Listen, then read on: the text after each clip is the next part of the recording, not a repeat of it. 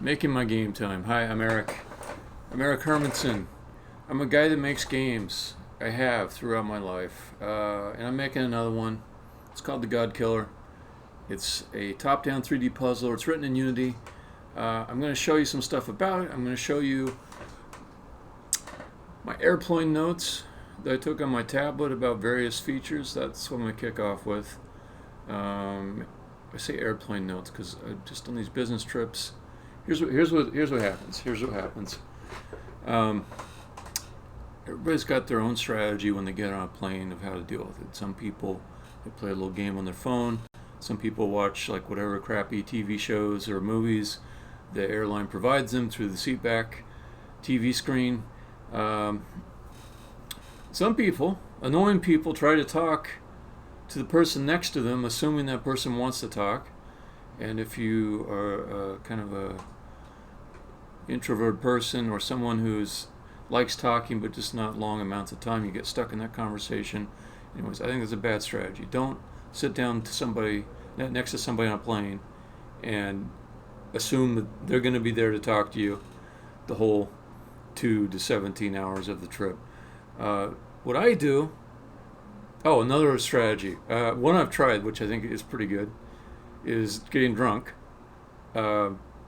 So you can go that route. You can just keep on, bring me another little mini vodka, bring me another little wine, and just keep on drinking it up that way.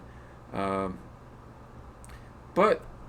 the thing that works best for me is to drink tons of coffee and try to plan out details of some project that I'm working on. And right now it's The God Killer, it's this game, and I'm going to share some of my scribbles. Much of it has become reality recently, which gives me a nice feeling.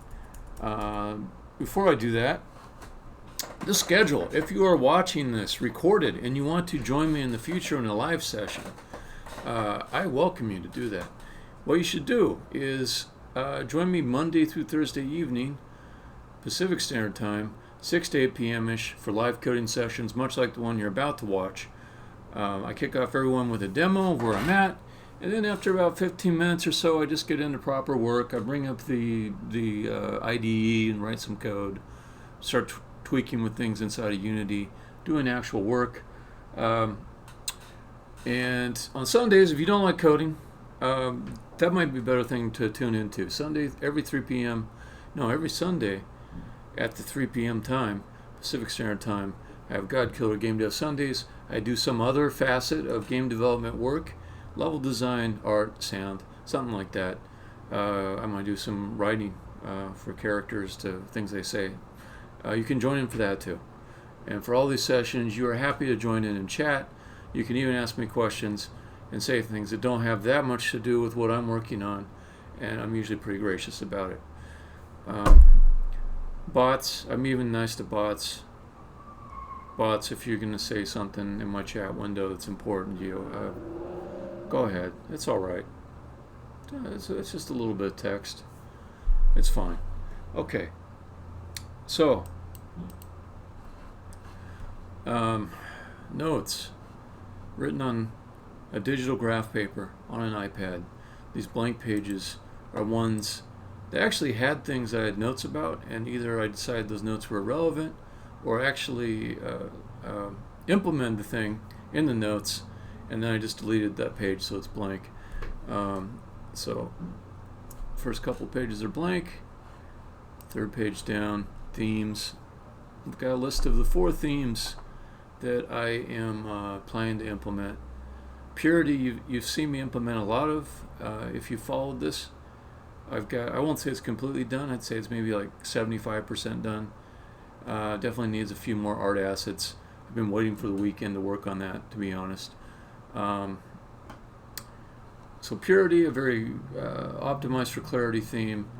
Then there's 3 other ones. Regal, kind of like almost like olden castle times, but I'm not going to go full on historical. Nechrome, a darker, kind of grosser thing. It's going to have tons of cables. I've showed cables on the stream here. Electro, almost like I called it Tron to start. I've also renamed it a few times. Now I'm calling it Underlife. It's not supposed to be depressing, but it's supposed to be kind of like that dark, cool. Um, I don't know. I guess I could cheat and just say it's like Tron, because Tron is sort of the aesthetic that I'm going for. But I'm not going to just make it like Tron. I'm going to change it up a little bit. All right. Other thoughts I had. There's a water object. I renamed it to elevation field. Water. That would lead me to make actual water, which would be more of a decorative item. And then I started off thinking about like different types of aesthetics I would use for different things like ripple effects. And I don't know how much I'm going to do. I might not even put in the water. I don't want to do too much more that's just purely aesthetic, because I think I've almost got that covered, and there's a limit to how much I should bite off here. I am still trying to get this thing done in, about a year, maybe 2, but not beyond 2. I'm kind of screwed. It's too long of a project. Grates and bridges. This seems like a very easy thing I can add. Just the same thing as a floor, but you can see through it. So that seems like it would add a lot of aesthetic value, maybe even value in explaining things. Cables. This is in the done pile. I made the cables. I made them just like I said I would. Here they are. I got excited about the math. I fiddled with the math. I went back to my old high school trigonometry. Yeah, Pythagorean theorem. I can do that. I can do catenary functions. I know how to do it. I know how to do these things. I've proven it. I even added my own little thing to the catenary, which is if the two endpoints are not the same height, there's some kind of shear to it, which is just some simple interpolation. I was worried it wouldn't look right, but guess what? It looks right. So I'm happy about that. Quite happy. This thing that generates rope, the rope mesh along that catenary curve, did that too in the done pile. Works like a champ. Real happy about that. Now there's this other thing I think I'm going to get to, which is curves within curves. Here's a little bit, some drawings of it. These I think could look really fucking cool, to be honest. So I'm probably still going to circle back to that. Also the vertically hanging ropes, which are dead simple. I mean, that's just a simple kind of prefab, no math to it really, other than just going straight down. I would like some procedural generation around it to add things like these little knots or little bits that look different as you go down. Maybe some hanging prefabs that get attached to them, like lights. I don't know. We'll see how much that I do, but I think I'm going to explore this a little bit more. I'll come back to that. Okay. On vague ideas, not realized there. Roofs. I'm pretty sure the plural of roof is roofs, but I'm not certain. So roofs. So I talked a little bit in yesterday's stream about my issues with the tops of walls being confused with the floors, because right now they're flat. I think this might be the thing to address that. A few design issues to work out with that. May come back to it. Rails. I was thinking of doing procedural generation on the rails, because there is a fair amount of fiddling to get all the pieces to connect up right. But thinking about it a little bit more, this is one project where probably just editor placement is going to serve me well enough. So I don't need to write code for this. It would be cool. It would be the slickest way to do it, but I don't need it. I'm going to be a little bit practical about that. Erring towards getting the game done. Creating a mesh for cable segments. Yeah. Did all that in the done pile. Done. Next time I go to my notes, that little section will be deleted. More pages that had stuff in them that's deleted because I decided not to do it, or I did do it, in the done pile. Continuing down, I have the pertinent stuff coming up. Placement patterns, some more general thoughts about fill rules, how they fit together. I'm showing you all this stuff, a little bit of bragging, but a little bit to, like, if there's somebody that wonders, well, how do I make games? I plan my shit out, like, I don't just like start coding. I don't like say like this other tutorial type thing that's doing a cool effect. Why don't I do that too and see how I can make a game out of that? No. There's a vision. There's a set of ideas. I winnow them down to the ones I actually want to try to do. Throw out some stuff that isn't all that good. um, kind of plan out how I'm going to go about doing it before I code it. This is an example of something that looked cool to me for a little bit, and I threw it out. So I haven't deleted this yet, but I will. It's just too complicated. It's going to have different patterns for how those descenders come down. Didn't seem worth it. See, I've got this blue text here, and this blue text is a convention I have to say, I thought about this, but here's the ultimate conclusion I came to. Keep the descenders simple, make them just go straight down, do more with the wall panels, which is what I'm working on in this session. So these areas in between the descenders that are in the wall panels, I'm going to, in between the descenders, I'm going to put things in between them, which I call wall panels. Then I looked a little bit at the descender variations and thought, here's some easier ones that I might still do. Okay, wall panels, topic of this session, which I will get work done within, to manifest the wall panels. I want them to be rotatable prefabs. So instead of what I did earlier with prefabs, where I made every possible rotation appear inside of one prefab and then just turned the bits I wanted on and off, I want wall panels, by contrast, to be oriented in one direction, and I will rotate them programmatically to fit what I need. And that will make less work overall for me in authoring the meshes, the models that make up the initial wall panel. Wall panel rule, talking a little bit about the logic, which creates the wall panels. And then I started thinking, well, I should generalize this. And then I made a little blue note to myself, no, keep it simple. You're almost done with all this decoration logic. Don't start gold plating now. You're almost done.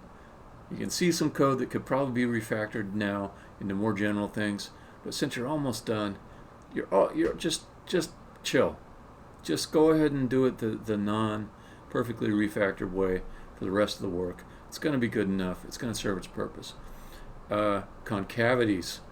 The idea that in some of these wall panels might go inward and take little chunks out of the walls. I thought about it for a while on that airplane ride, and I said, this is too hard.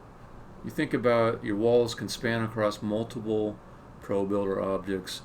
Figuring out the concavity chunk to take out of with multiple game objects, it's going to be a big project. It's going to be a week plus to do it right. And I've been cranking out features like with a range of 2 to 8 hours. So everything I've set out to do has kind of been like that 2 to 8, maybe 16 hours for something type of range. There are some features you could say arguably took longer, but I broke them up into little chunks. So I'm still kind of kicking them out at that pace. And I sort of know that I'm making progress when I can continue marking them off that way. It's sort of an agile type of a rule. Little cards, you pull them from the in progress off to the done pile.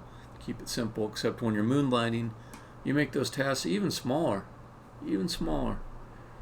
At least that's my theory about how to keep going and keep moving along.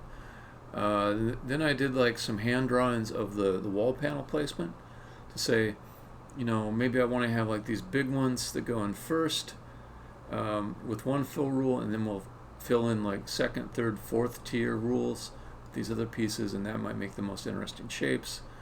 I implemented this thing, randomize the coordinates of the squares. That's what a CRH is, column row height, in the level decorator. I did that yesterday because I determined for myself that will help with these patterns that are put in to kind of fill in a nicer way, spread out more proportionately. Then I thought about and this part I might get to implement today, these wall panel pieces, they need some kind of mask that says what area they take up, and it can't just be square, or if there's like a corner piece, there won't be any opportunity to do interesting patterns that fit inside the interior of this corner here. Then I thought of like a more complicated piece here, another case to worry about, which is like if you have a kind of a concavity in the mask. So I may get to those masks today. I'm really hoping I do. Let's see, anything else? This stuff I also implemented yesterday. So all this thought here was I want to have zones that say what the operation I'm performing for decorating will actually apply to. That was done yesterday. In about an hour. The cloud box, this is another set of notes I can delete because I already did it. The cloud boxes I implemented just like I said I would. Had the vision, executed it. In the done pile, done. I'm all about done. Not here to be clever. I'm not here to look proficient or impress people, especially myself. I'm not here even to make cool things. I'm here to make a good game, to finish that game. It's all aiming towards that. So wall panels, all set up to keep going with wall panels. They're going to get put on this wall. And I've got these wall panel rules. Each rule will execute, and over the space of this area, this decoration area or operation area, it's defined by this sort of translucent zone. I was going to say transparent, but it's translucent. It will look at each square in it and see what for this rule can I apply a decoration. Whenever it says yes, it'll store some information to be used for creating that decoration, and all the rules will do that. All the rules will go through that. So I already have some rules that work for creating different types of decorations. They'll all execute in the sequence I applied them as scripts inside of this component. And after all of those rule scripts have run and looked over that entire space and made plans for decoration, then all the plans will be executed. So the reason I have that two-path system is because the plans that one script makes can affect what another rule script will use. We might make a descender here, and that will affect what kind of plans this wall panel rule makes for decorations as well. So yeah. Oh, that's a lot of talking. Now you're going to be amazed at how my tempo changes. I'm going to become much more thoughtful and contemplative. I gotta be, because now I'm doing actual work. I'm not presenting. I'm not talking about shit, you know?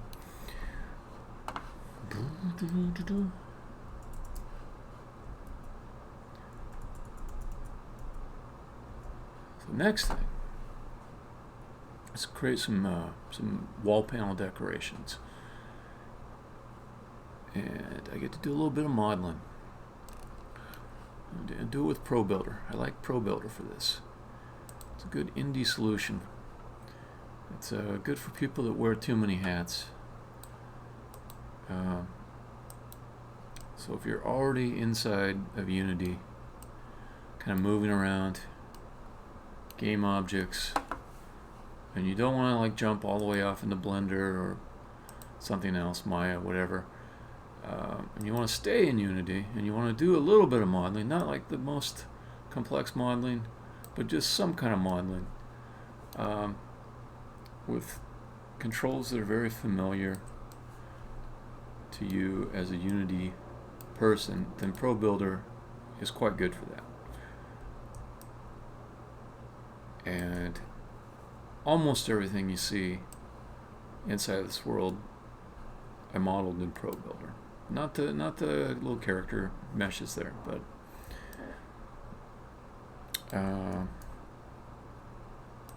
everything else.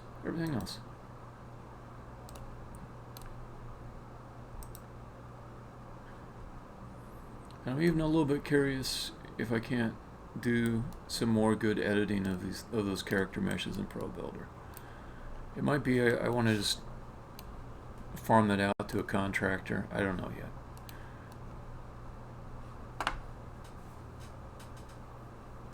Okay. So let's set the snaps. This is also part of ProBuilder or the ProCore tool set. This ProGrids thing. You set the granularity that you would like. your operations to align with. So I had it on every meter, now I have it on every 1/20th of a meter.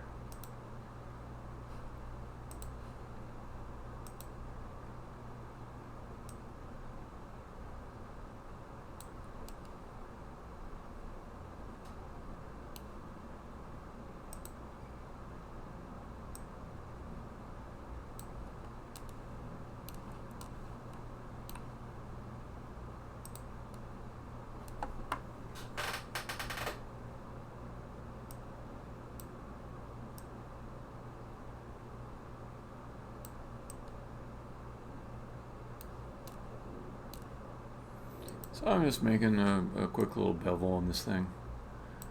I just want it to look like something. I won't get too much into the prettifying of it. Doesn't have to be beautiful. Just thought I'd make something that's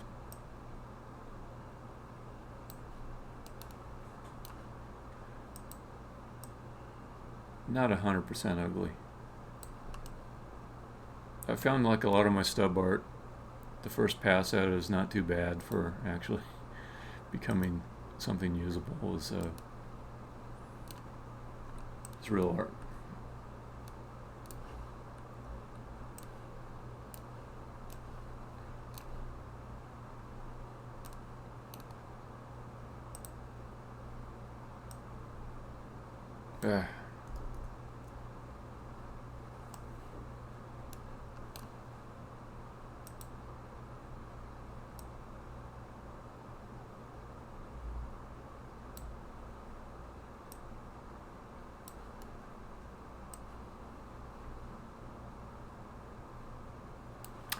I think there is a bevel feature.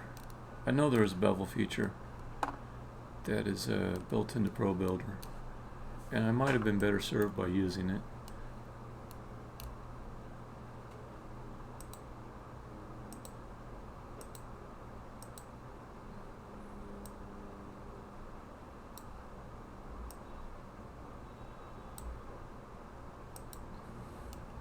I'm like, just add a simple bevel. It'll be simple.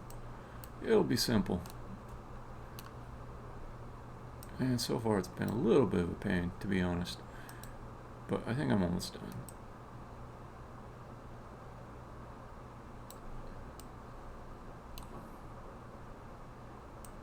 You can see where I botched this one. Part of it is I've been grabbing on some of these the wrong point and moving that around.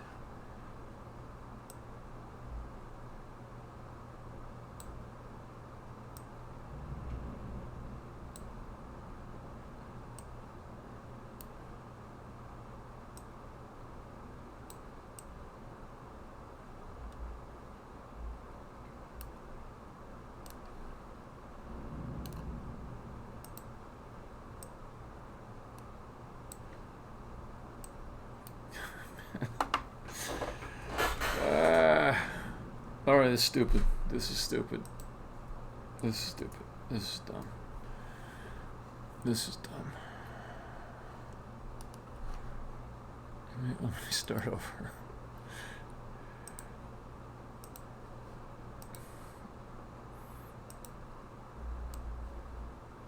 Alright.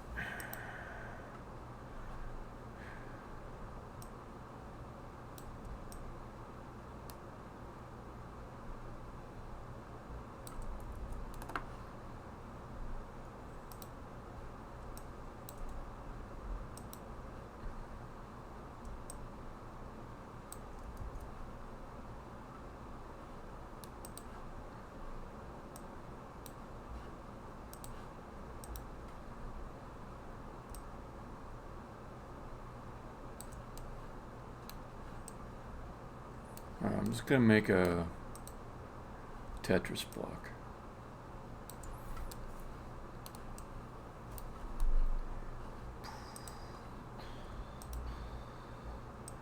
And then let me just try the Pro Builder bevel.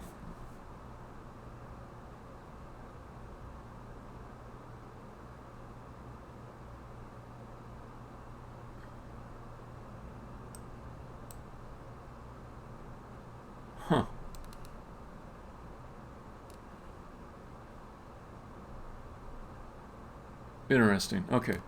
So that was pretty close to doing what I wanted. Um, I don't know why it's got no settings. There must be settings. So it seems like if I select all of the edges I want and no more, that I ought to be able to apply the bevel just to that.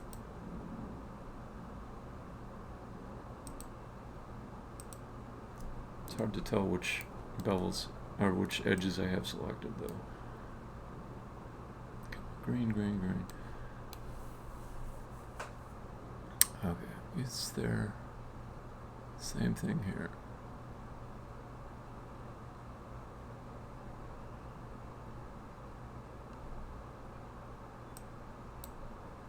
Okay. Yeah, it actually happened to pick the amount of beveling that I wanted, 0.05 meters. I think it beveled like I wanted. Let me double check.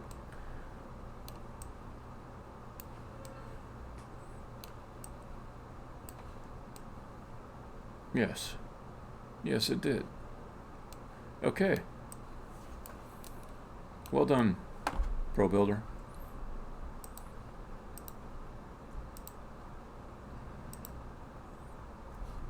Now I will make this better size.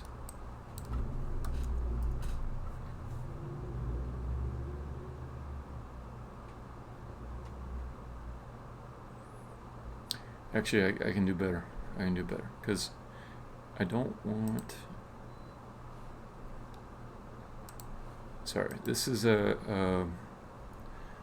me, an intermediate Pro Builder user, deciding to learn a few new features that I haven't used before.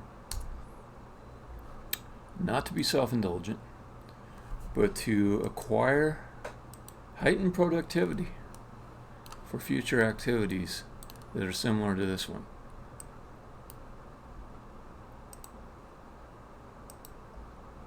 So my thought is I can just delete the faces that aren't actually even needed for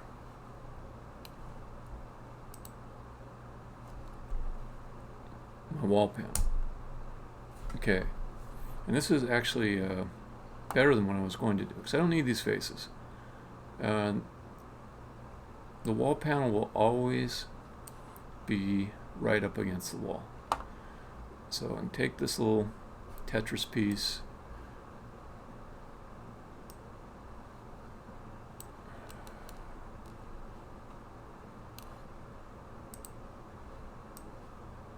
and just move it.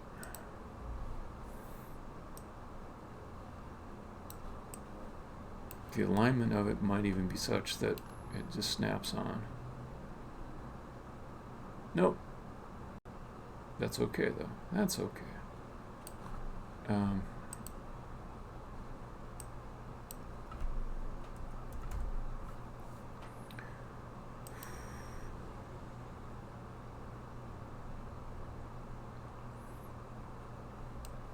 So I have another thing that's kind of tricky that I decided I was going to figure out once and for all. And if I'm honest, I might take the whole session to do this, and I think it would be worth it. That's to finally get control over the rotation on these goddamn Unity objects. So I want to be able to say, without creating offset objects, where the point of rotation will be. So inside my player game object, I've got this offset box, and that offset has the actual mesh inside of it. Many other game objects fall in this pattern, and that offset box is serving to kind of fix this setting that is not easily changeable with built-in Unity stuff. But I want to make it so that I can just have one object. I won't go back and retroactively fix all the other ones, but just one game object, and when I rotate it, it just rotates in the place where, from the point of rotation I want. So I need to also think, what is the correct place for that rotation for wall panels? Just so I don't go crazy looking at this that zone thing was like being translucent. I'll turn that off.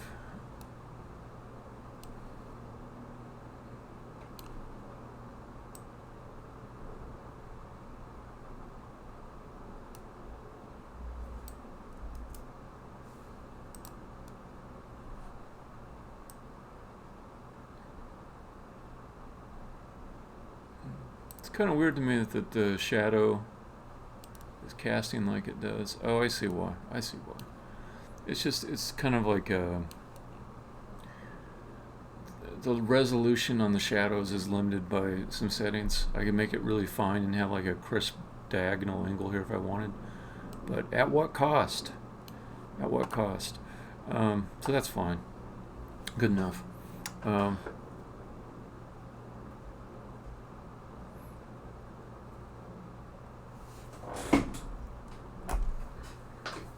So this is kind of a visual problem. Normally when I'm doing this design work, I would start up some text and type my thoughts. I think instead what I'll do is play around with some shapes for a little bit. Call this a wall panel L.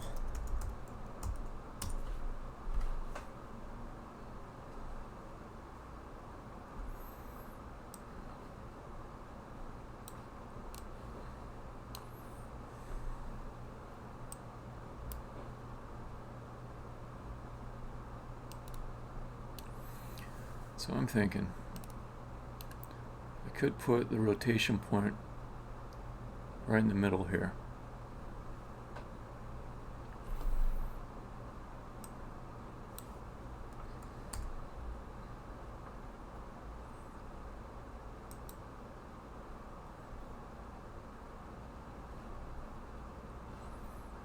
I'll show you where it is right now. It looks like it's hinging off over here. So 90. Okay, it's hinging right there on its edge, I believe. It looks that way to me. So let's say 95. Oh, that's 90, 96, 97. Yeah. It might be a slightly different hinge. It might be off a little ways. That's okay. I mean, I can make it hinge wherever I want. Yeah, it does look like it's more of a hinge that's not quite connected to the object. I say hinge, but I mean like a rotation point.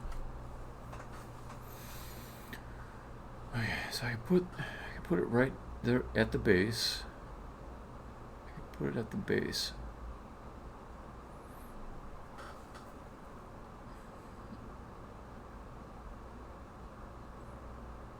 Put it in the middle of the object. That's an easy thing to configure. Let me just prove to myself I can configure it easily. Pro Builders is actually quite helpful for this.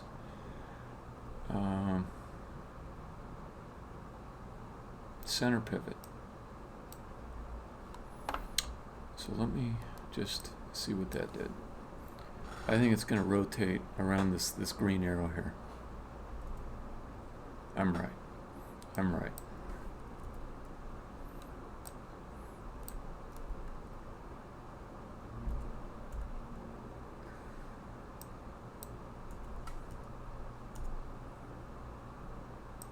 Okay.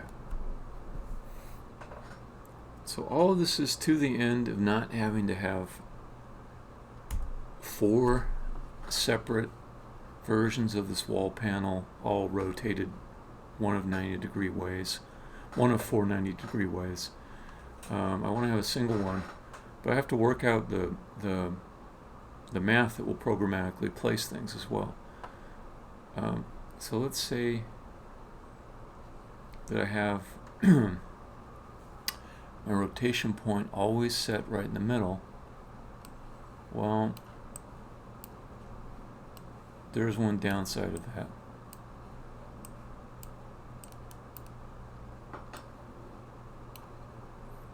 It's not right at the back of the. It's not at the back of the panel. It's in the middle. So I'll have to do some more calculation to figure out where to put the back of this relative to the wall it's being placed upon.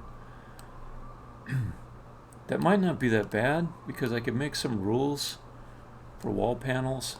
I mean, I could make some conventions that I adhere to.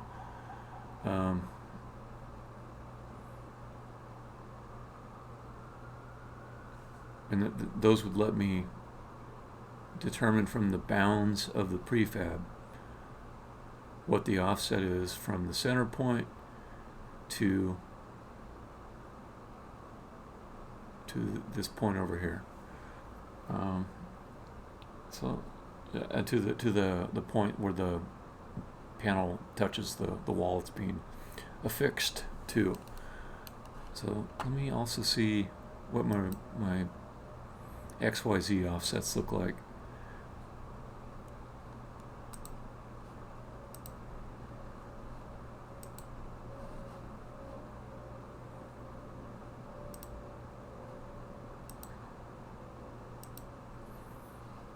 So this guy is at 38, 20, negative 23. Can I copy that? Yes. I'm going to copy that, and then I'm just going to take those same values and apply them to the wall panel I just made to see where it translates. Okay.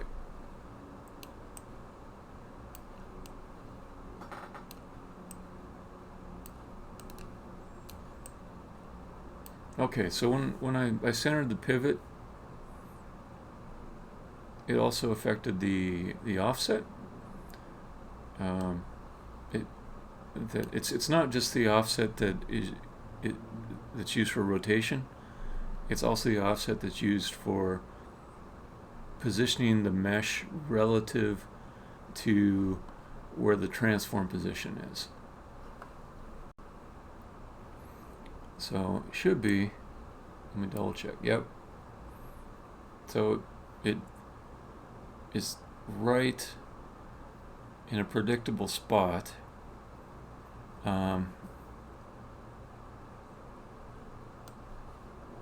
That's pretty good. That's pretty good.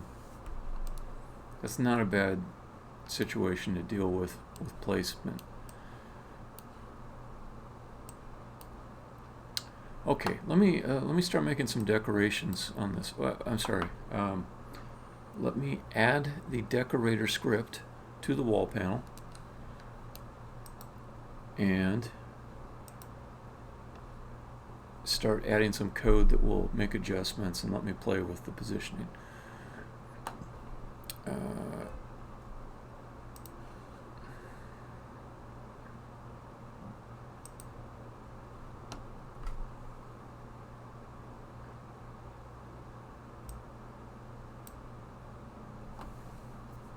Alright, so I already made the script yesterday.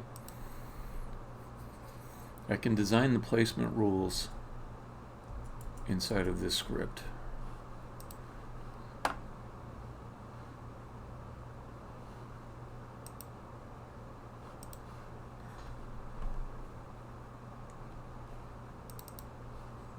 Okay, so the first one I'm going to do is direction.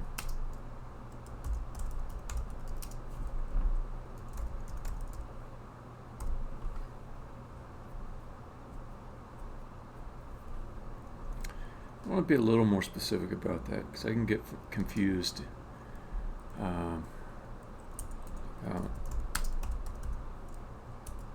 which which direction I'm referring to. So it's going to be either the direction of the wall or it's going to be the facing direction. What convention did I use for these other ones?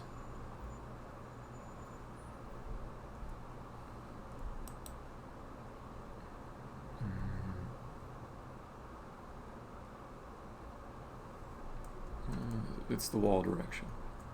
So that's the direction. No, it's not. Well, it's not the wall facing direction. It's the direction you would travel from the panel to go to the wall. Let's call it.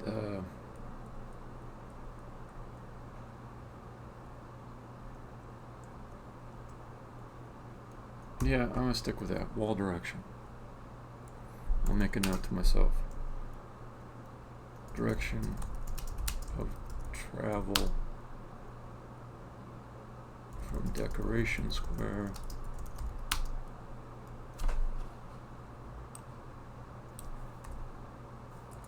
from panel square to wall square. All right. Then let's go ahead and do something with this code. Apply is a method called to apply a decoration. So let's say transform rotation Euler angles equals. I think I already wrote some code for this.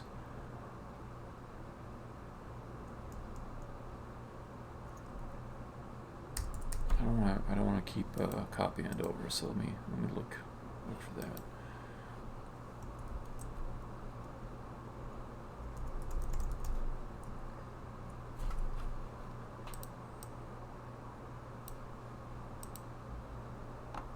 This is going to be like 500 hits.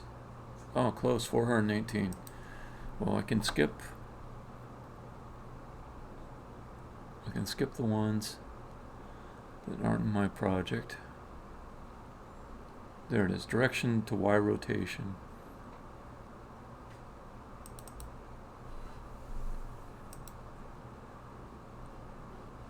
Yeah, I should refactor this somewhere. So we're saying, yeah, but this won't be true in the other place. Okay, I'll just take this. I'll leave this as it is because it's a special case to the axle. And I'll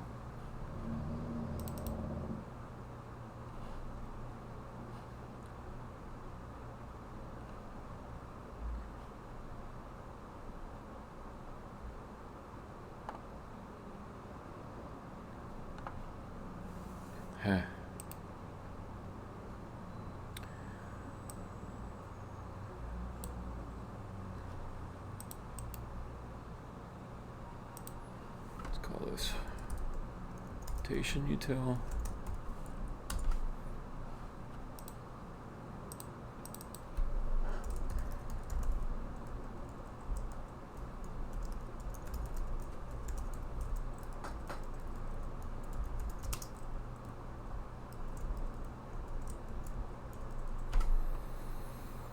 Oh yeah, so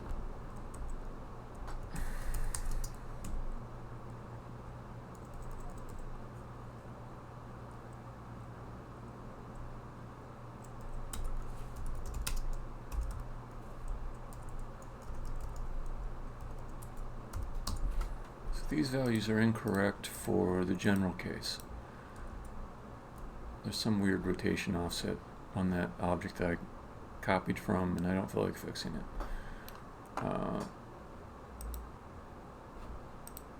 Maybe I'm wrong. Okay, is that north? I made my player character always face north when she starts, so that is north. Okay, so this is kind of south though. Yeah. But it's only south because I happen to edit the object in such a way where this became south to me. I don't know. I'm over refactoring this. This is actually probably true for the specific case that I'm looking at.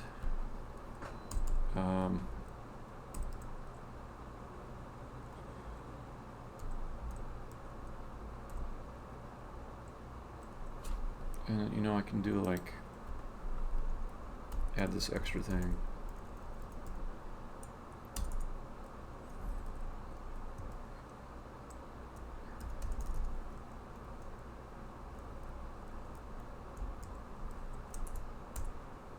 Okay.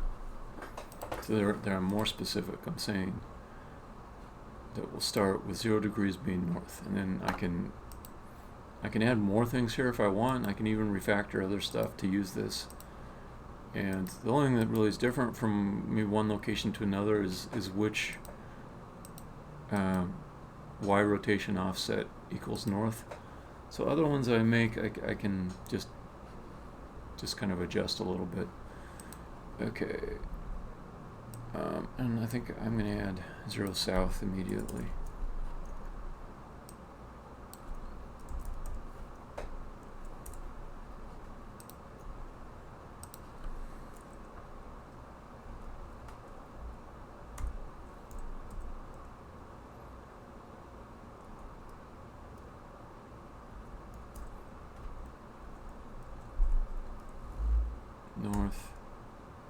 North goes to, oops, no, south goes next to west, which will be 90. West goes next to north, which will be 180. North goes to east, continuing clockwise. Okay, so that should do that one. Okay, then I'm just going to look at my thing again. And I think I do want 0 equals north for this, so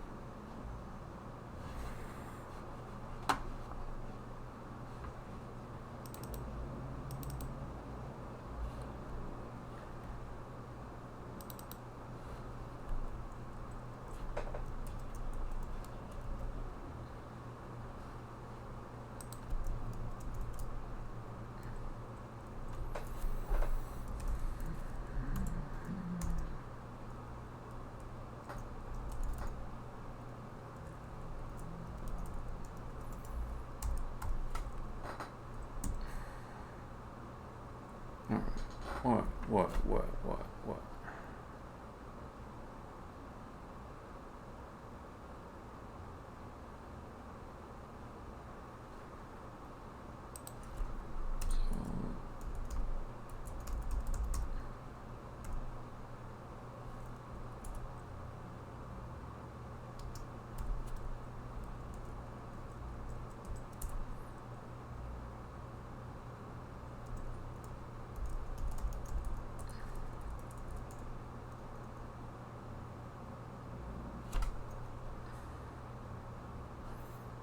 Oh, that's right.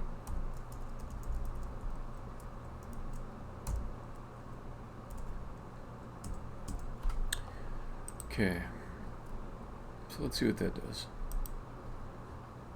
You want to be read-only, I get it. And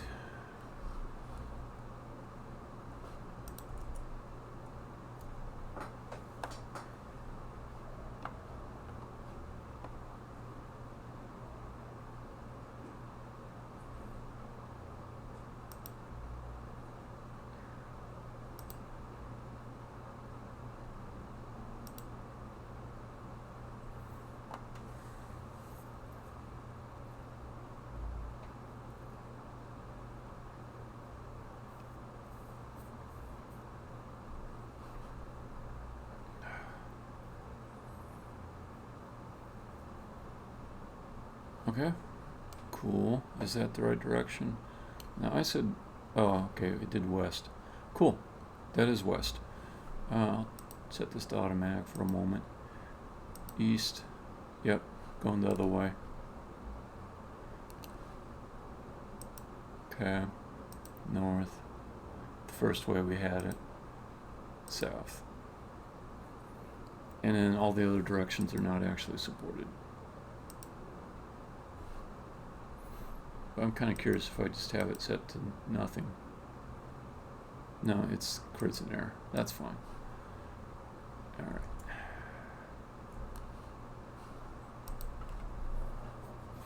Okay, so the next thing to figure out is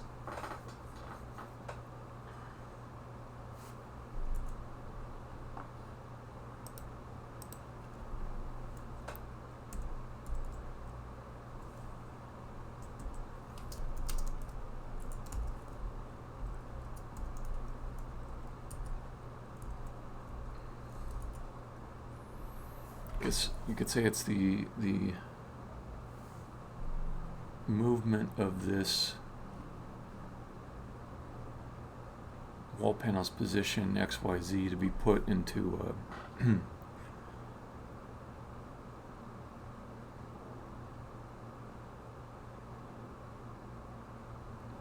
the location that I want it to be.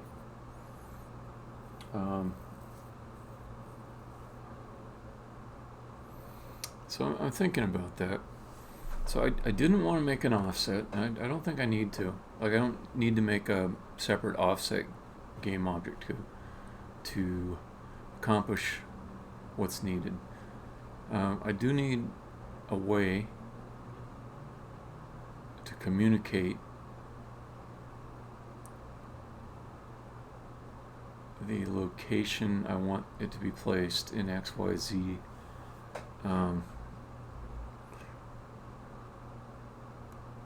And you'd think it would just be this position here, the built-in position of the transform that is available for any game object.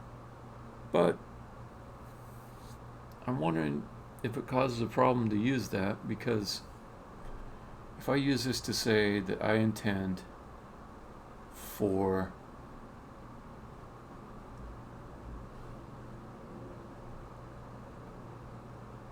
the top left corner of the wall panel to begin in this square, then in order for me to move it without using an offset, I would have to adjust the position programmatically so that it kind of like moved it down. And I wouldn't do it as roughly as I just did. It would be calculated based on bounds of the game object and some other things. But then I've used this position value for two things. I've used it for the communication of the intended location, and I've also used it just for the normal positioning. And I'm wondering if that adjustment that I make can be final.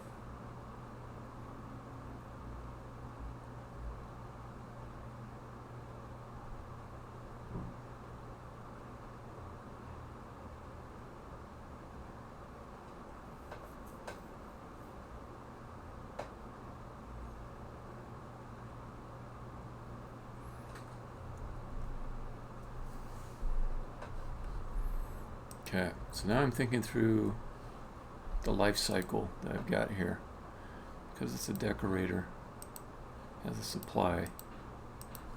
Okay, so this is where it's good to have some design thoughts. Taking a design break, stop encoding, doing some design.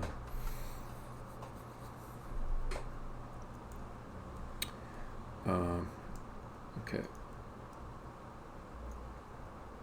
So the way that this gets created is going to be the wall panel decor piece that will pass in the constructor.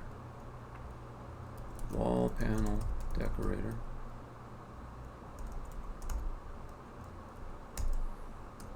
Wall direction.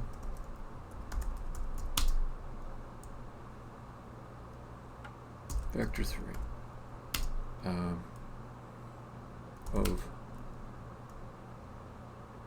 top left relative to the wall panel square wall panel placement. This is one way to do it.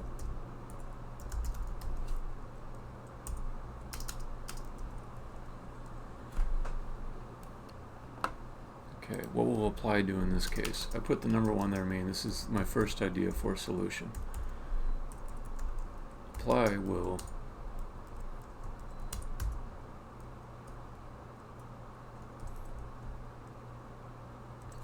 do I have this right?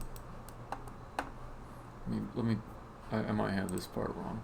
Let me take a look at a different one. Let's look at sender decor piece. What do you do? Okay, you actually do prefab instantiation.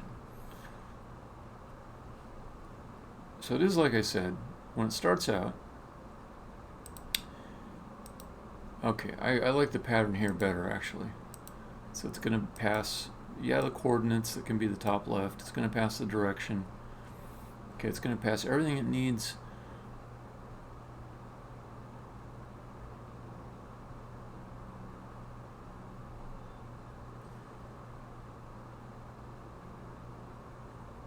To instantiate a decorator, which is the other class that I was in.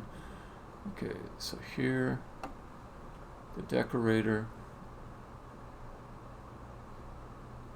This is the part where I do the add to scene, and right now it's assuming that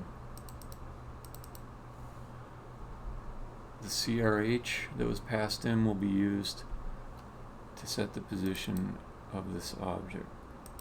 And that may need to change a little bit.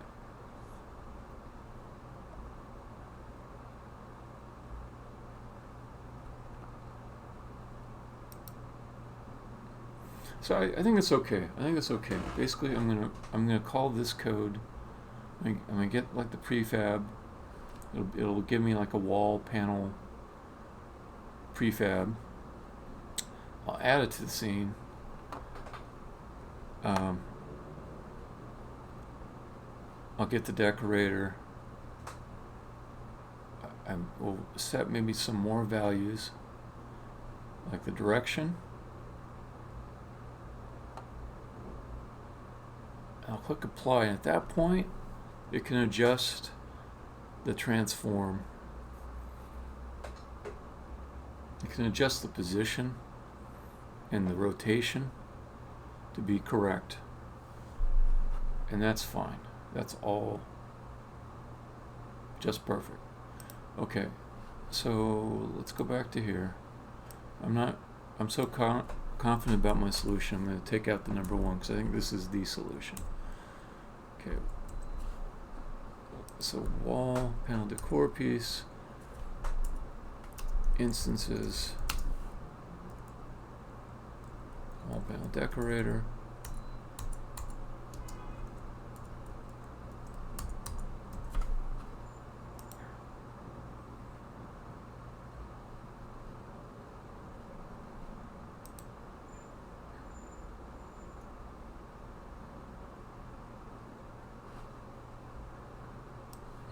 Copy this code over so I can keep it in mind as a pattern.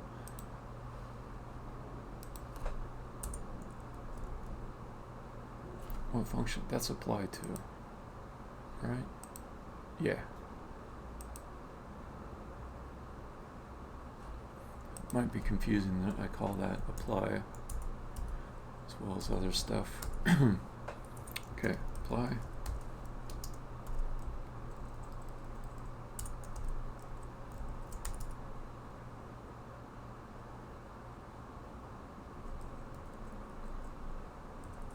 Okay, so here I'm going to be saying,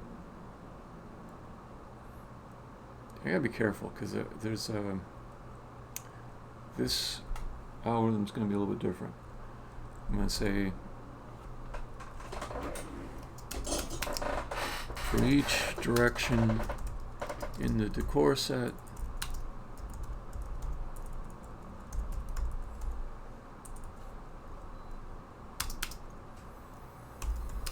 get the prefab for that direction and decor set type.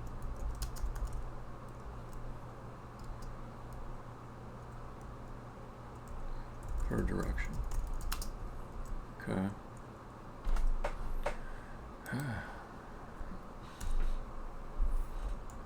Instance the prefab. Add to scene. Okay. This will set chords to align CRH. I think that's true. Yeah, it is true. Okay, and get decorate. I might as well just copy this code.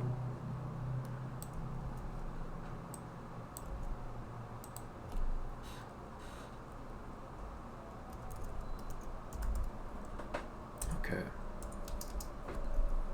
Set direction.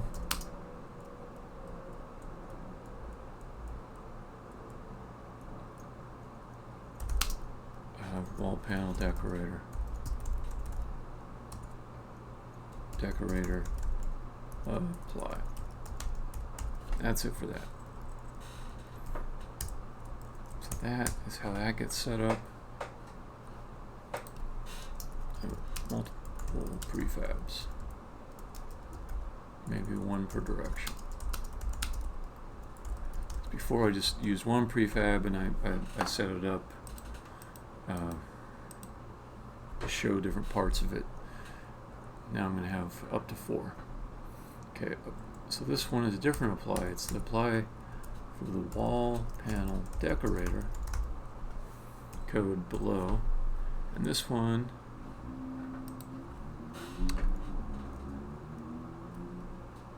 it will get the bounds of object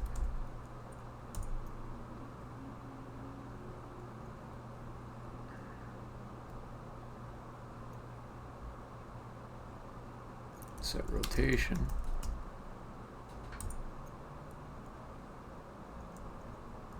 calculate, and this is the hard part right here, calculate offset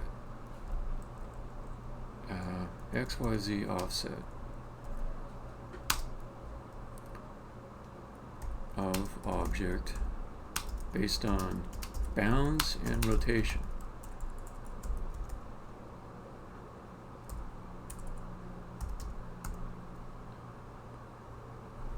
And my question is, should I do the rotation first and then get the bounds? Because then the bounds should be specific to the actual rotation. So if I get the bounds before I rotate, it's going to give me a bounds that like a bounds is like a big cube, but it's not a cube, it's a cuboid box that holds this. Let me move this guy out of the way. But that box is different. If I rotate the L piece 90 degrees, then the box is extending out towards me. So if I rotate this 90 degrees. Really? Oh, because I've got this script here. It's the new way to rotate. Okay. So if I rotate this, then I'll get a different bounding box. And I think, yes, I do want to get the bounds after I rotate. Okay, so set rotation. Get the bounds of the object.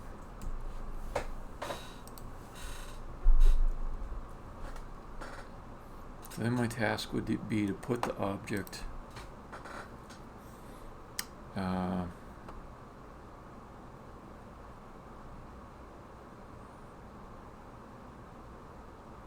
at the intended top, left, right placement for the wall panel.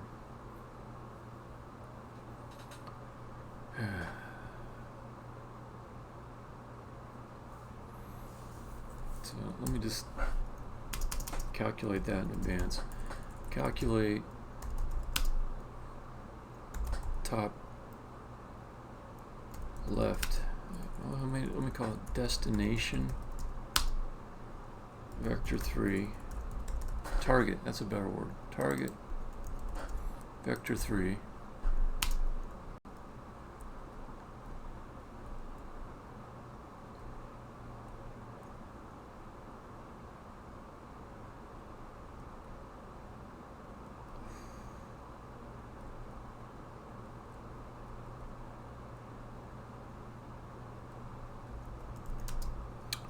For the top left corner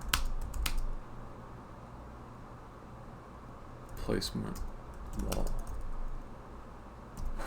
Okay, I gotta think about that a little bit.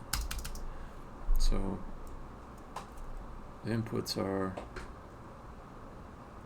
let's see, this can be based on CRH and wall direction. So let me just think, if this was the CRH and it was at 41, 20, negative 23,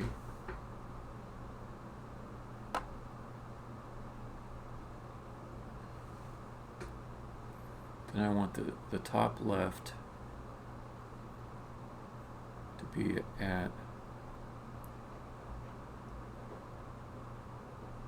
41, 19, negative 23. So right now, 41, 20, negative 23 is here in this little corner. And I would want the top left placement to correspond to this corner.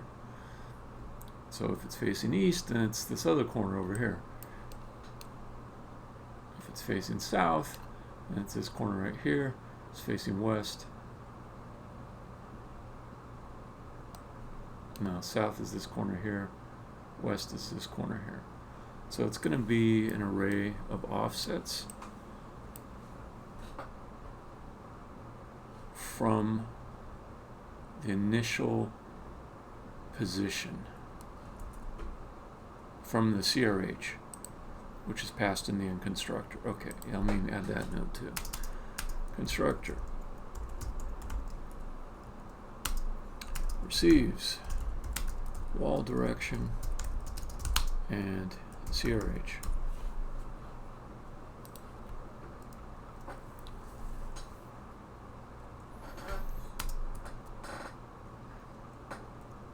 Okay, CRH to vector 3. Scene space. World chords plus offset direction.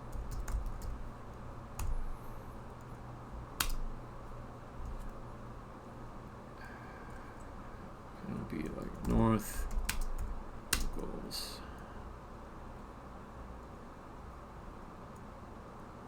0, 1, 0, east equals 1, 1, 0, south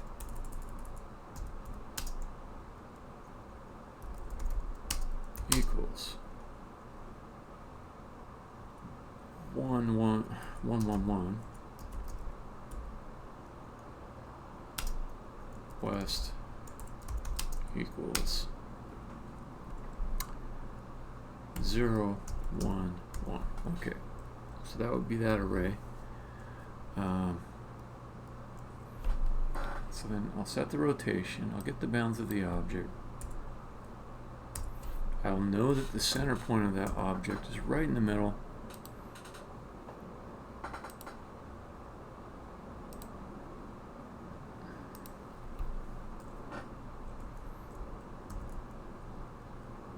I don't even need the rotation at this point because I already performed the rotation above, have the bounds box, and I did like another kind of like a rotation on the target vector. This whole thing here is basically a little rotation there. So it's really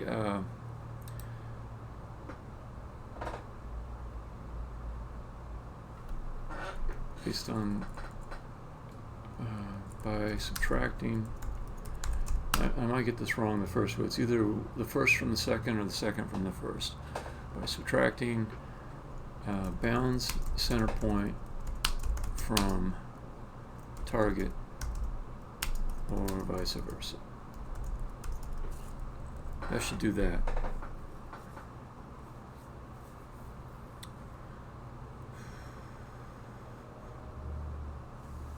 Okay. So a nice thing is I can first write this stuff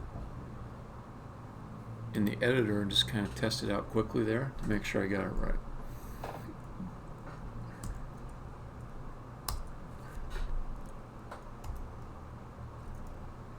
So let's go with, kind of curious, I don't think it's this easy. I don't think you can just put a struct there and it'll show up. It won't, I already did that. I already tried that before. Okay. So let's do C and R and H.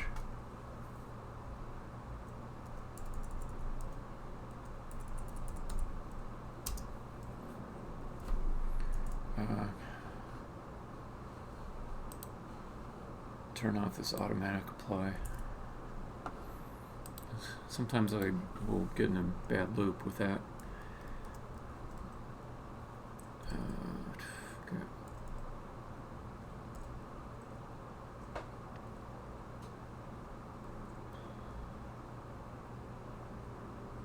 So I don't need that yet.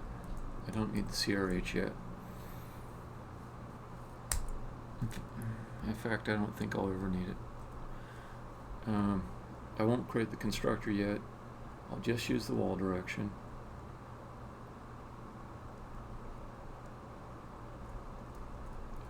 Let's get this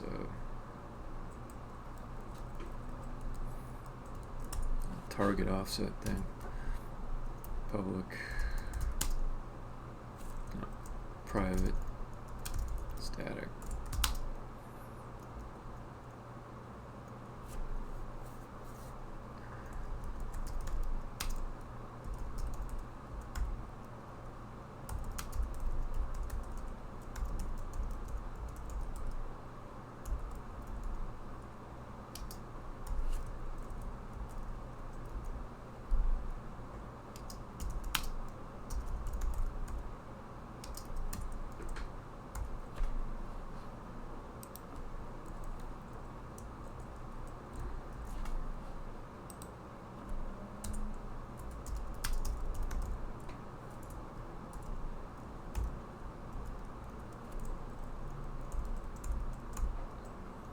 North.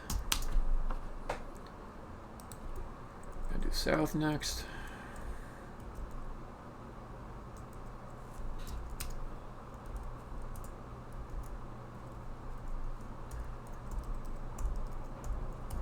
Then west, because this is the order of the directions inside of my enumeration.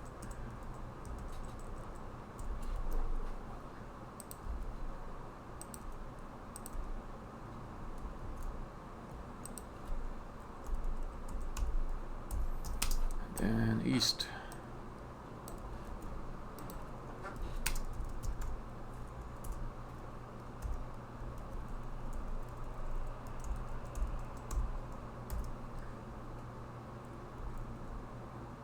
What's the problem? What's the problem? What's the problem? I thought I was doing it right.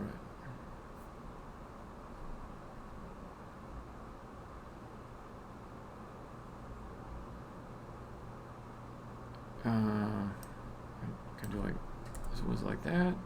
Yeah, okay, it's like that. Forgot the syntax. Okay.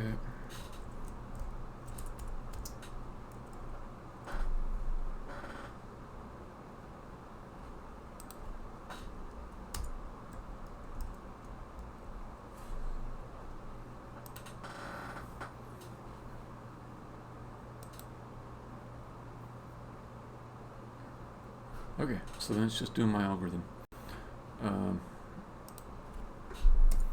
Let's see.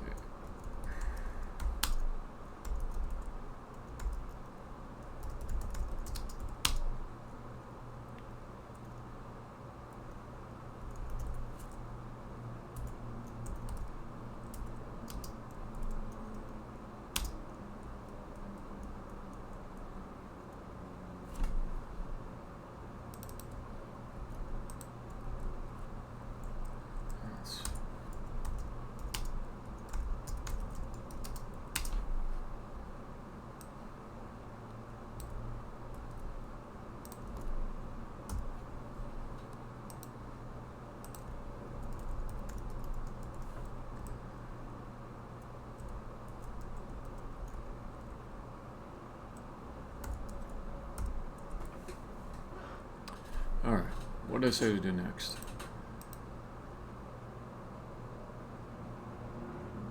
It's all good. Set my rotation, get the bounds. Alright. Bounds equals transform.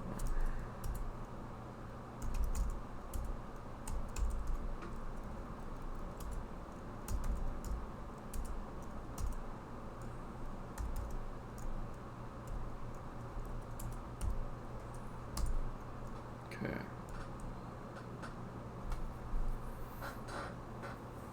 I feel like I'm probably going to be missing something.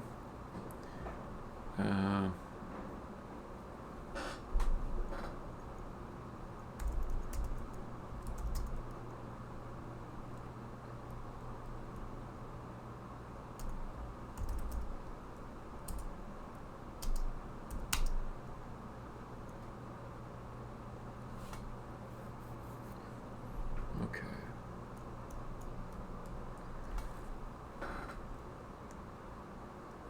Yeah, this part here seems too simple. Seems too simple. So let me just visualize it.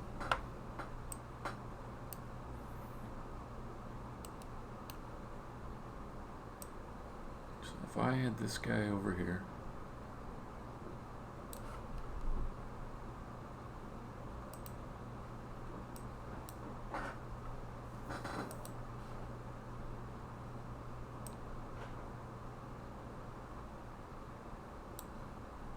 so it would start out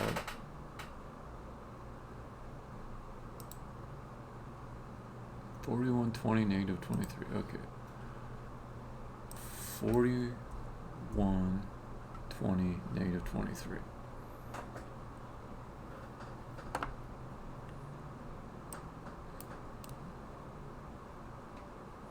If I'm facing north, then I want the top left edge of this wall panel here to get moved to here. So I would have the center point of the wall panel,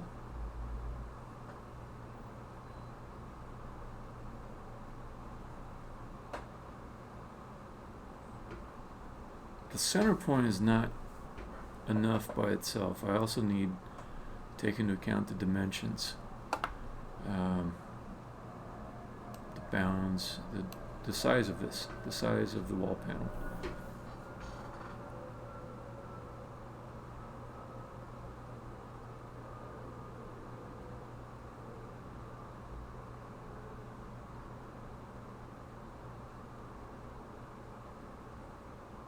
Okay, so I'm looking for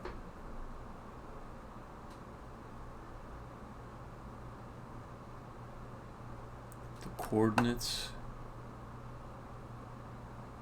of the top left most. Oh, I should be careful. Top leftmost. Yeah, it will be both top and leftmost point of the wall panel. So even if there was like if it was the L was reversed and there was empty space here, the top leftmost panel will be over here still. In the same way that I can say the top rightmost is over here, even though it's in space. It's in an empty part of the wall panel.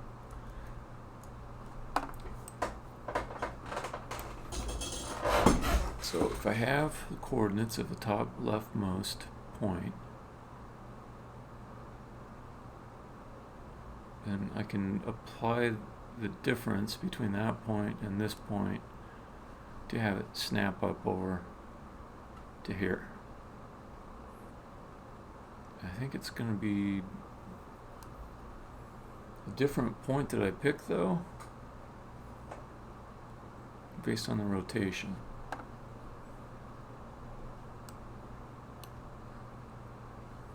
Because I have my target point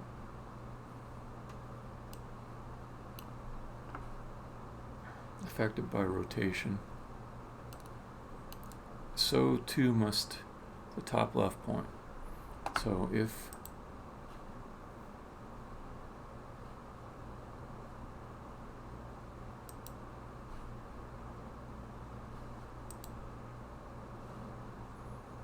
I rotated it west,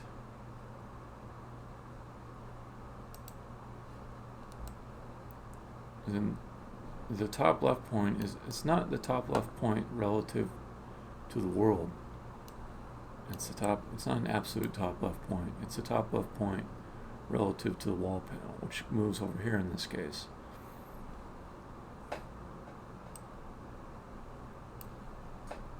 So I need another function to get the top left point from the bounds, but also based on direction of rotation.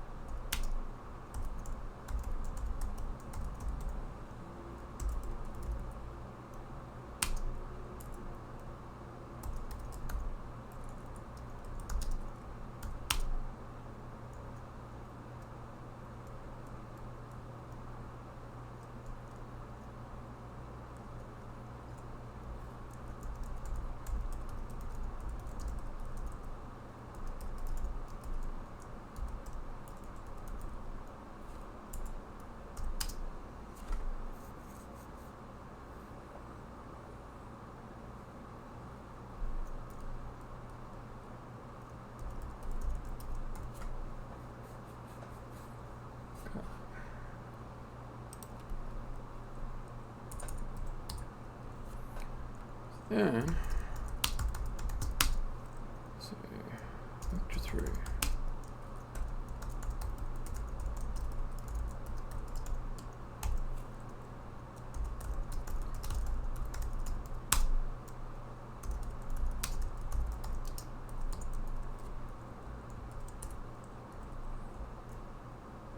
So that's kind of like a switch statement. I can come back to that and complete it. I just want to finish my thought in the overall algorithm.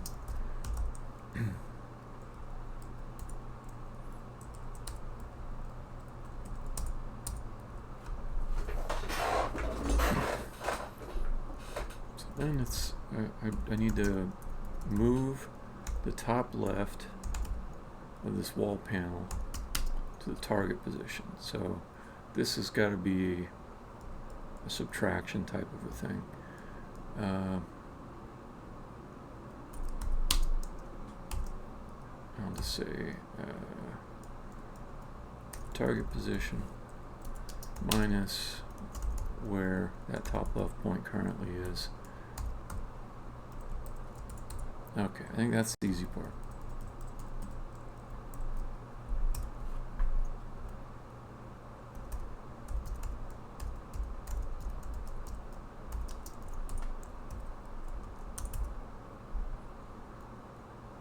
Make this direction I. No, no reason to. Case direction. I just got to do each of these 4 directions, and I will be grabbing some part of the bounds structure based on each one.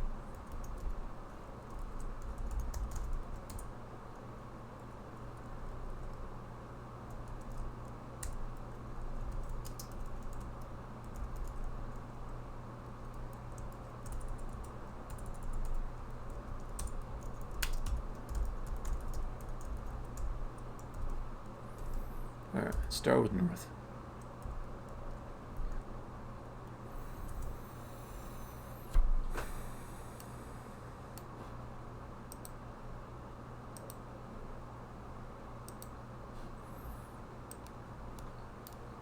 Nice thing about using direction names like north, south, west, east is they are always absolute. So it gives away when talking about parts of things to use left, right for relative, and other directions, the name directions for absolute. Just a language thing. Okay, so in this case,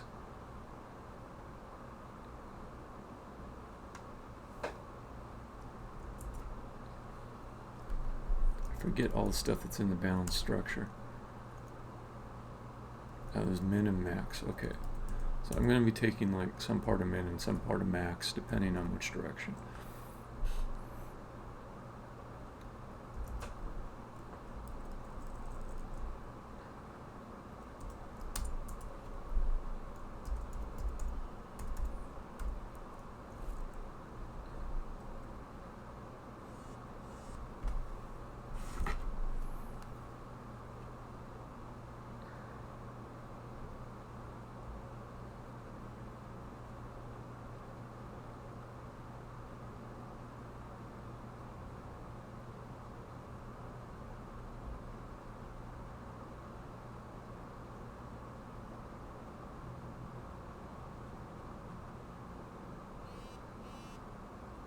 I'll just reply to some text real quick.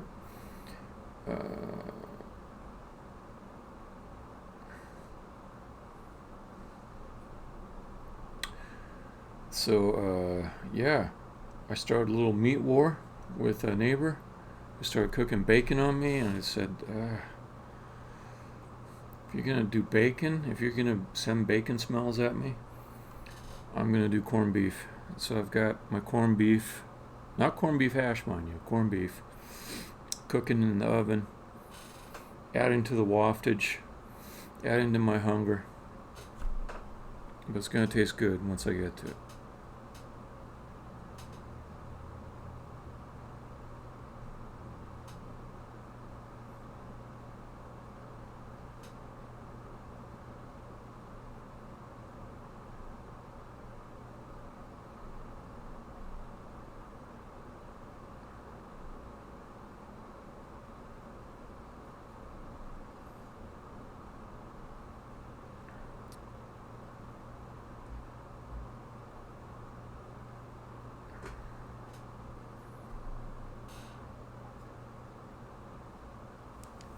Alright. Okay, back to it. Ooh. Alright. God, it's hard to focus with the tasty meat smells in the air. Okay. So, let me see. Let's just do like int x, y, z. Yeah. Okay.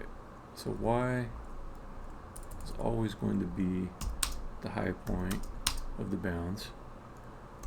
It's going to be on the max. That's the easy part. X and Z would depend on the rotation. So if it's north like it's now, then the min direction is off to the left.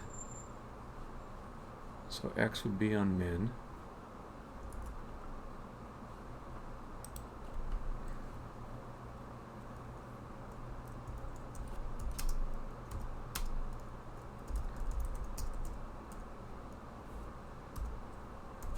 These should be floats.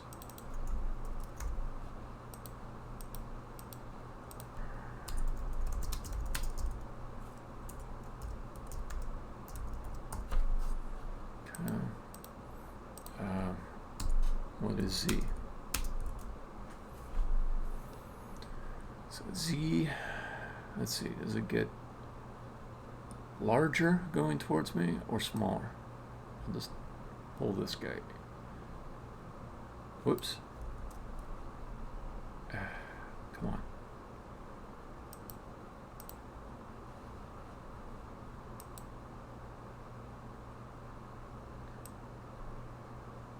It gets smaller going away from me, which is the direction I want for top left. So that means smaller, I use min.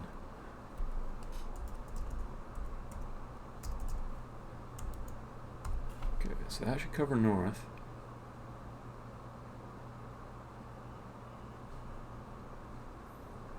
Let's just go through and do all the other ones.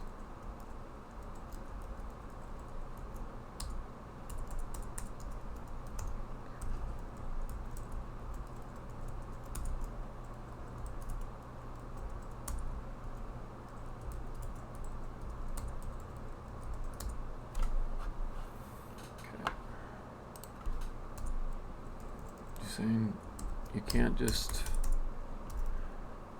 resume execution after the select. I gotta close it off like that. Alright.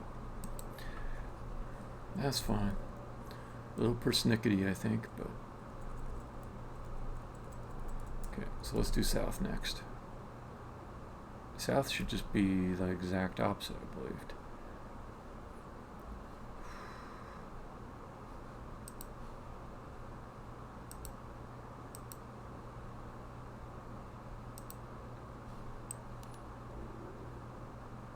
Yeah.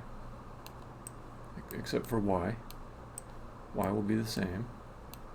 But top left comes over here. Okay.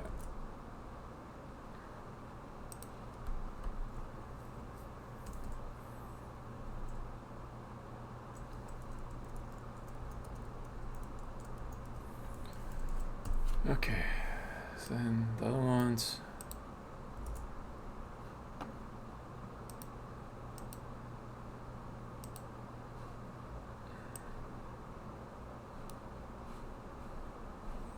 Lost my bearings for a moment.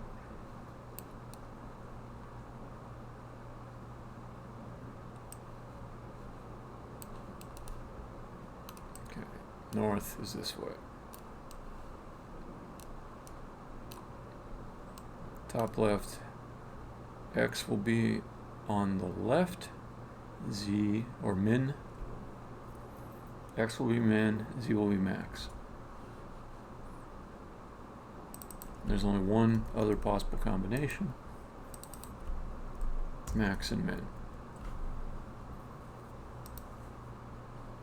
So now's that queasy feeling I have, top of the roller coaster feeling, where I wrote a bunch of code that I thought through.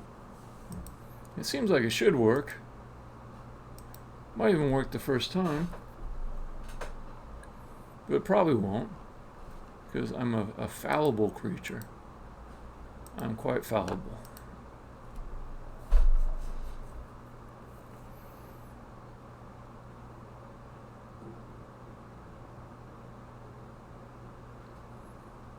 And I'm even wondering if I'm going to crash Unity. Do I have the debugger going? Yes, I do. Bad luck to keep it running a whole night and reuse it. So let's, you know, I don't even want to like blindly try this. I just want to start it in the debugger and just see what it does to start with.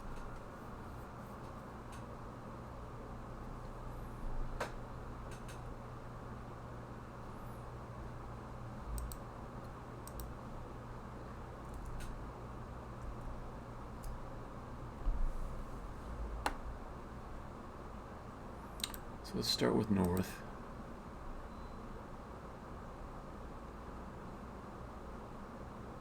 Apply. It rotated, but what I actually wanted to do was run the script in the debugger. It's because I have to wait for Unity to catch up with the build. So it just ran the old script. It's okay. I'll wait for it to catch up. I'll run it again.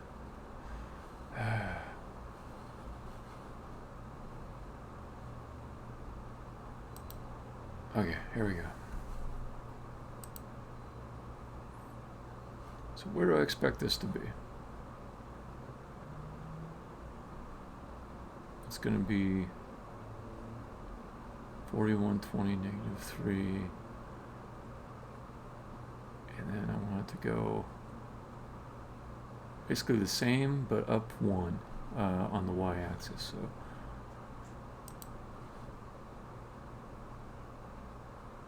$41.21, is that to go up? Yeah, it did. Good. Okay, I know the rotation's fine. I get the bounds of it.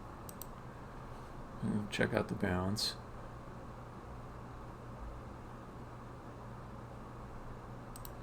That first quick view it shows, a lot of times you gotta open it up unless you have things that are on the integer. Because my size is actually 0.1, it's not 0.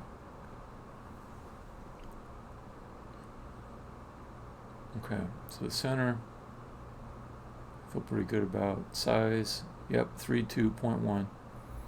Those are all as expected. Get the top left bounds point. Where do I think that will be, or where do I hope it will be?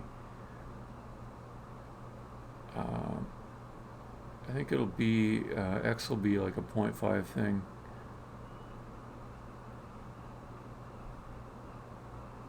Let's just see what happens.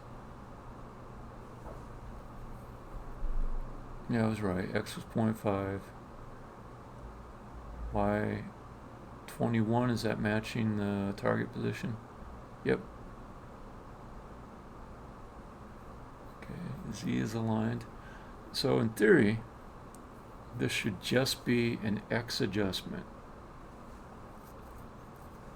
And that kind of tracks with what I remember from the positioning. So let's just see the result. Oh, perfecto. I thought it was. What happened just now? Was it like I was over here and it looked perfect and then it moved because I moved my viewpoint? I think there was something like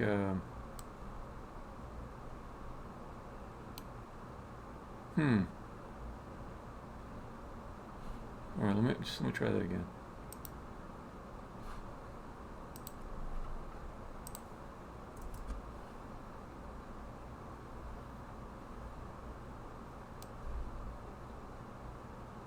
Oh, it was a snap to effect. It was a snap to effect because I did a little drag there. Okay, here, let me move this back to copy component.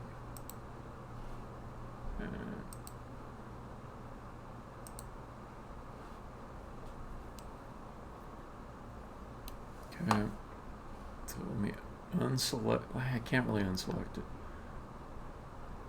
So I just don't want to drag it. I think that's the key. So I hit apply. It's good. And as soon as I do something where I kind of position it a little bit, it'll snap into a different spot. But it actually picked the right spot, I think. See that? I started dragging and then it decided to do a snap. So if I want, you know what I should probably do? I'll make like a thing that automatically resets this each time it runs, at least while I'm debugging it. It's not hard.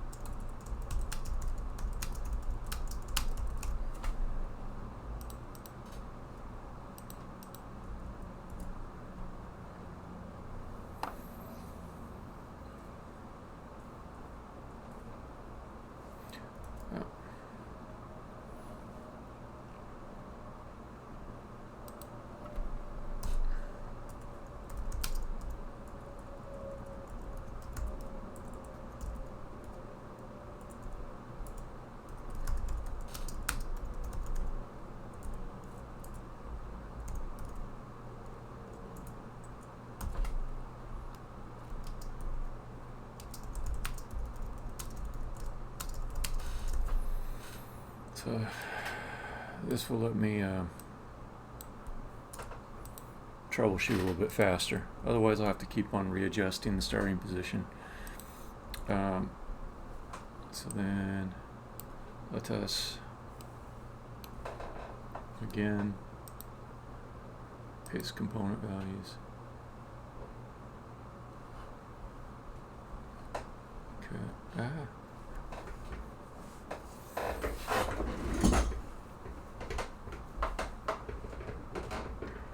Okay. I'm going to turn off the snap because it's apparently causing a few issues. I'll apply.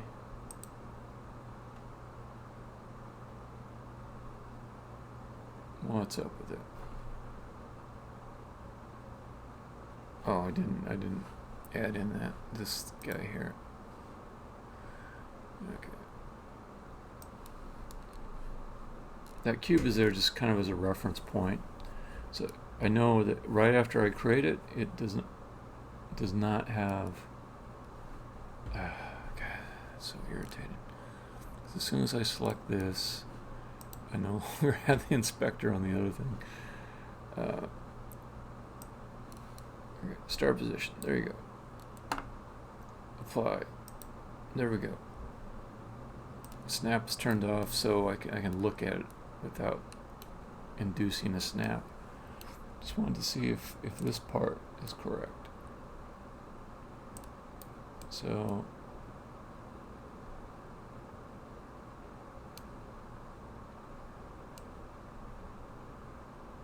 I think it might be. Let me double check.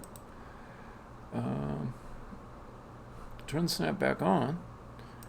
Got a different object selected, so it won't mess it up. Put that there.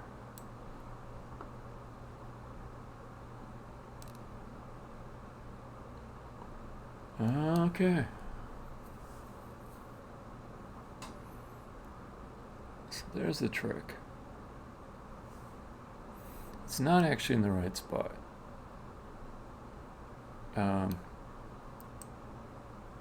I'm trying to think the best way to correct it. Because I don't want the wall panel to be inside of the wall. I want it to be just outside of it. And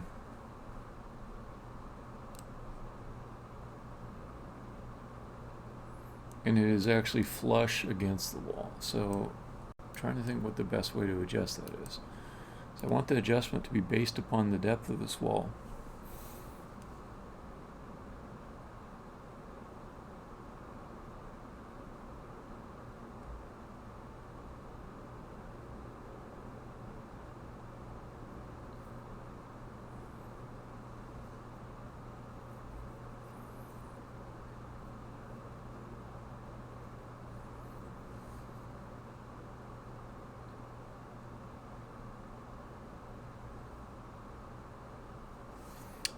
Okay. So I could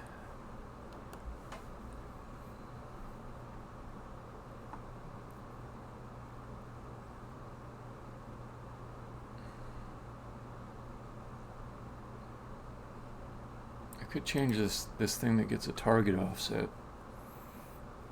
and pass a panel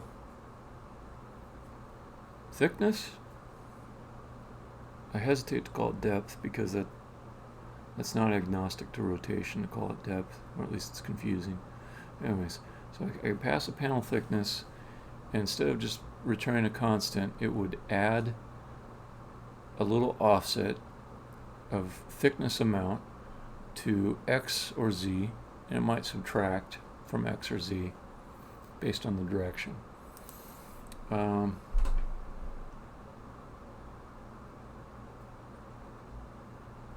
So let's change this into a function.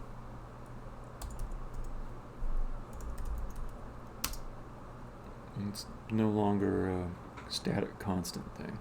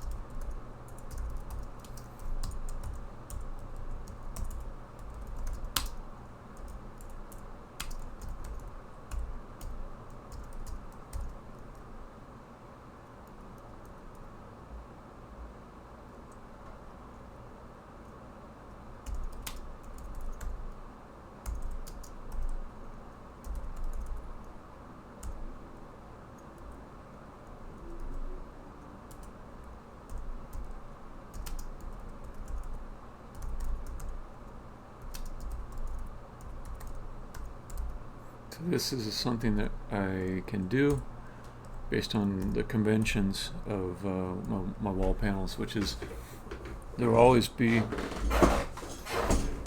a thin size to one of the dimensions. I also know that y will never be that dimension. It's only going to be x or z, so I don't need this more complicated way of calling it. And that should do it. Okay.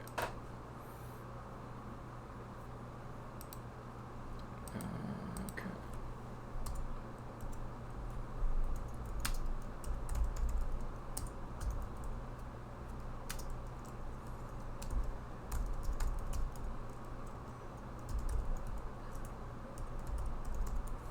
I find C# to be kind of a wordy language, a little verbose, not concise. Hard to do things concisely. JavaScript is much better for being concise.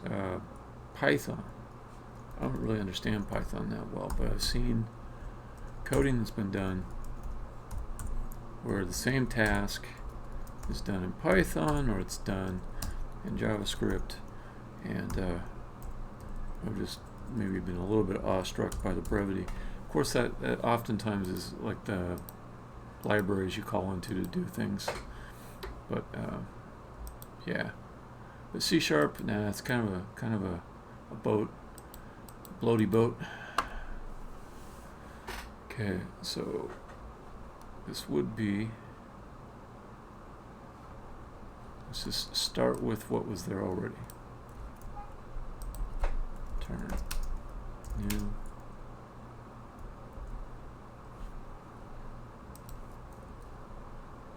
This is south. I don't need the break now. Thankfully, it's the kind of thing you'd expect C# to do is ask for a break after a return statement in a switch. Kind of like down for the default, they forced me to do a break or a return down there. Yeah. Alright. I want to take this default.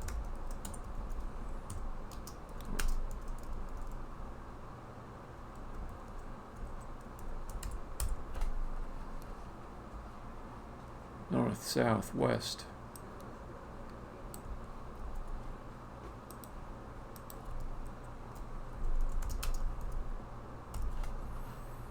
And east.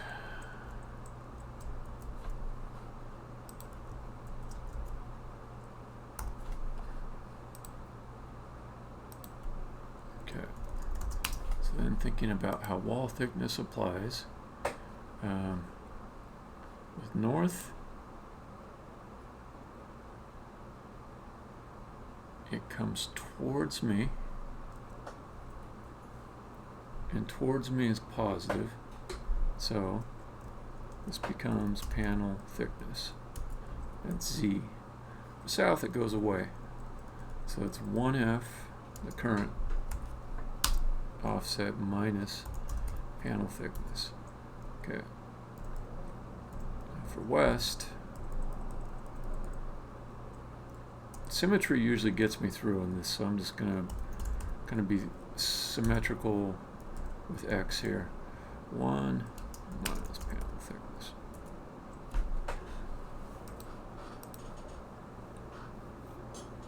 You know, if I do like 3 of these and they all have a certain symmetry, the 4th one will just follow it. So I can delete that, no longer need that.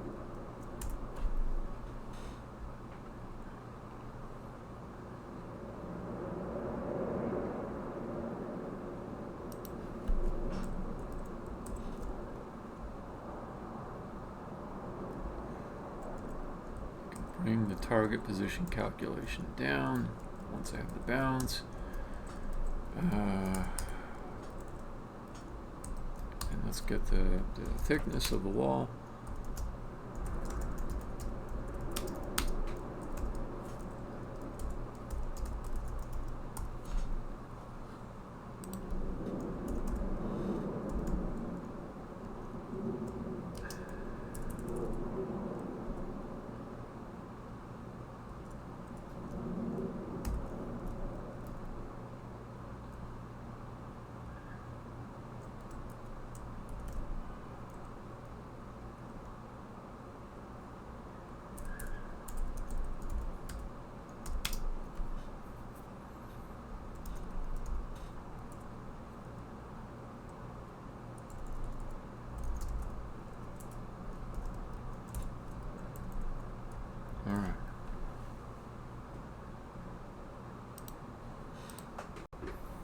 now I've got this line here. I won't have to reposition.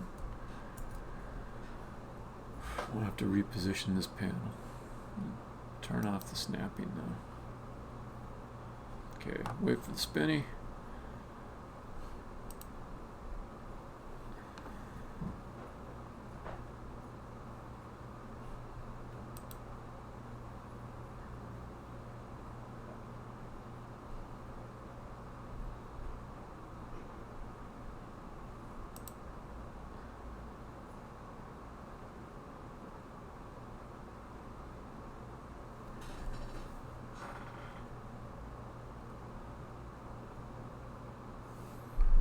Any fucking day. Jesus Christ.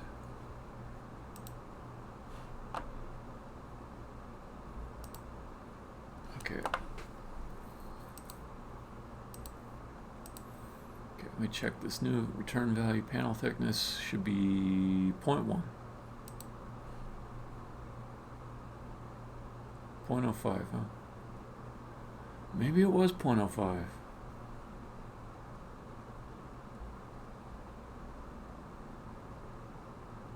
Yeah. Yeah, actually I think it was 0.05.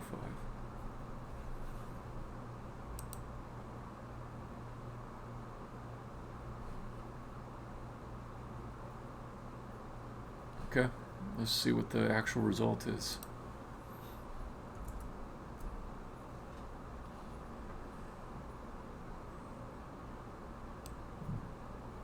And I think I might have gone the wrong direction. Yeah, I did. I went the wrong direction. That's all. That's okay. Easy to fix.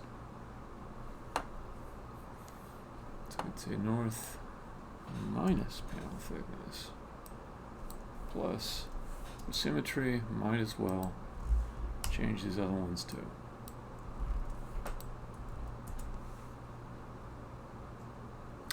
Symmetry tends to be correct.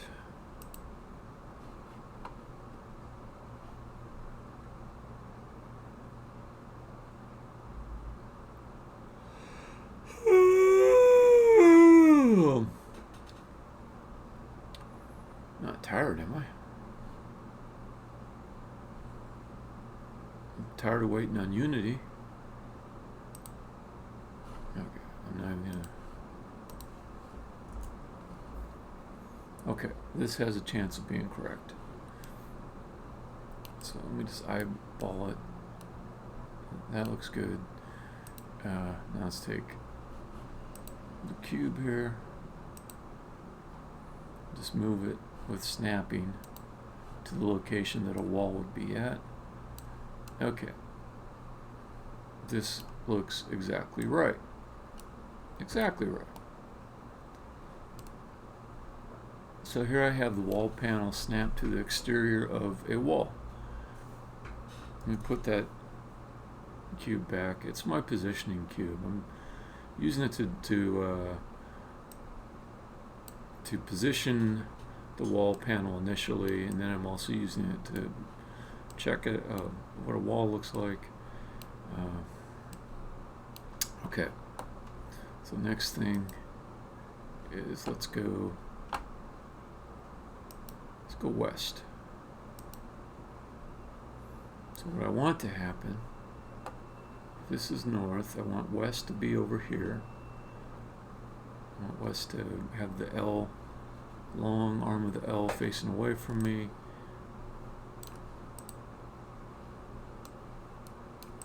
And I want the top left corner of the panel to be flush up against here. Let's try it. Oh. Ah. Okay.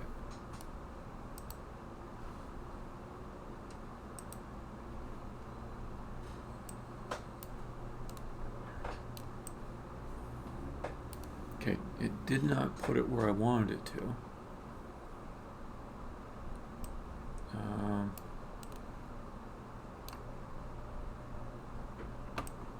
So let me see if it at least got the one of the axes right.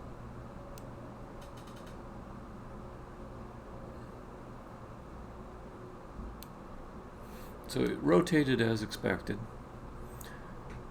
This positioning here is like a whole meter off. The positioning on, I always get the axes confused. Which one's that? I wish it would just tell me. It's the x-axis. So it's positioning on the x-axis this way. No, that's wrong. Red is the x-axis. Blue is the z, I guess. Whatever. We're actually traveling this way, west-east. It's wrong. But no, I think that is the x-axis. I don't know why it's got the red over here.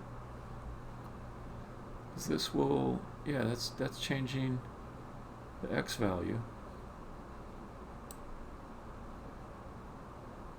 Oh, yeah. Okay. I don't understand like how this up here is mapping to this down here.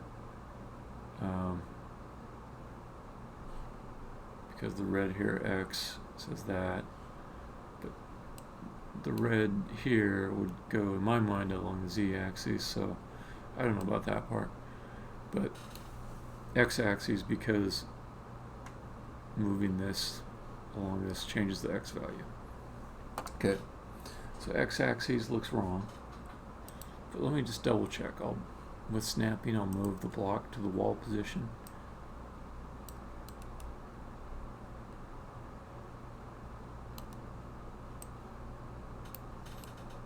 Yeah. So there's definitely some stuff that's off here.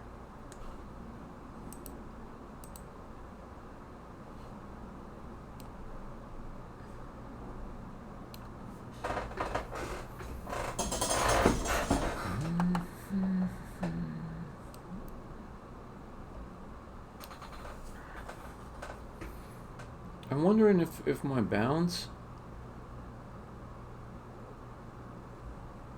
is still applying to like the unrotated object. So I'd assume the bounds would kind of rotate along with everything, or not, or actually not rotate, but it would take into account the rotated object. But it might be that the bounds rotated with the object.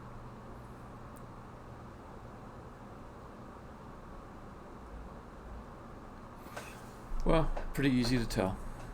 Just set the breakpoint here.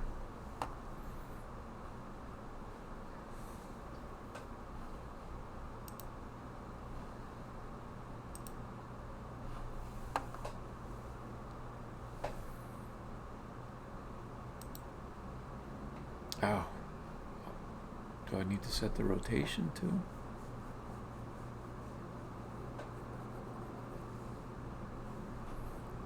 Let me just check something. I want to just know if I just do this, if I'll get back to where I was. Yeah, okay.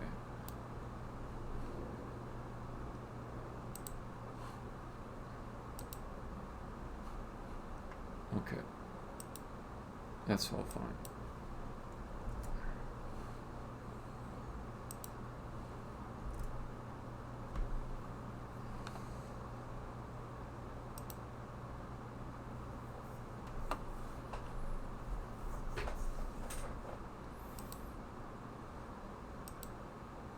Okay, so here's where I learn. If the bounds rotates with it, or if it stays and lets the object it bounds to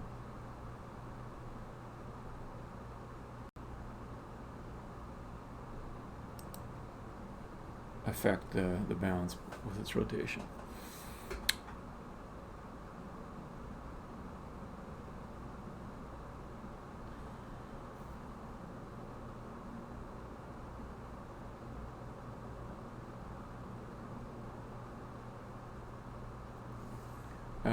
Yeah, like I was saying before, you gotta dig into these. So max is 41.025, min is 40.9. Okay, so the bounds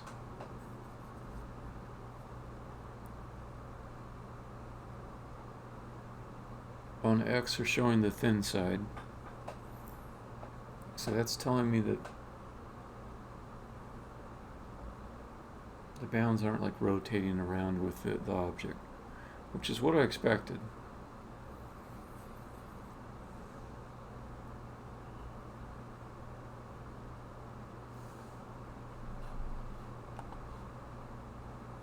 I think panel thickness is going to be 0.5 again, or 0.05. But which one did it get it from? It got it from X. Okay, right.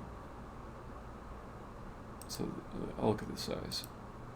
Yeah, X is the small one, as expected. Y stays at 2. Z changed to be the wide one. It wasn't the wide one when it was facing north. So all that's good. My target position code must be wrong. So where do I want the target position to be? I want it to be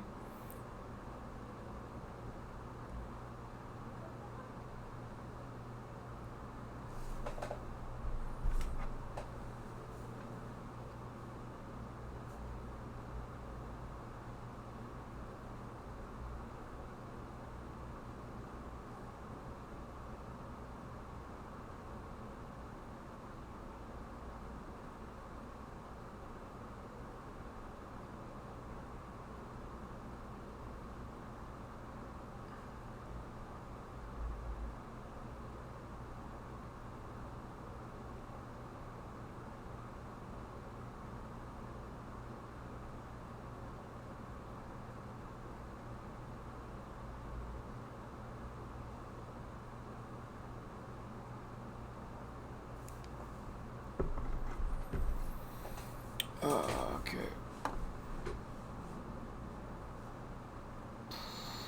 Okay, so the target position, what do I want it to be? I want it to be B. I want the X position to move a little bit. Which direction do I want it to move after it rotates? Negative. I want it to go. Wait a minute, is that true? I feel like I need to check what it looks like.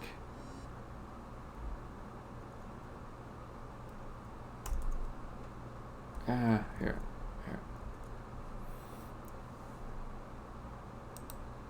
Let me see.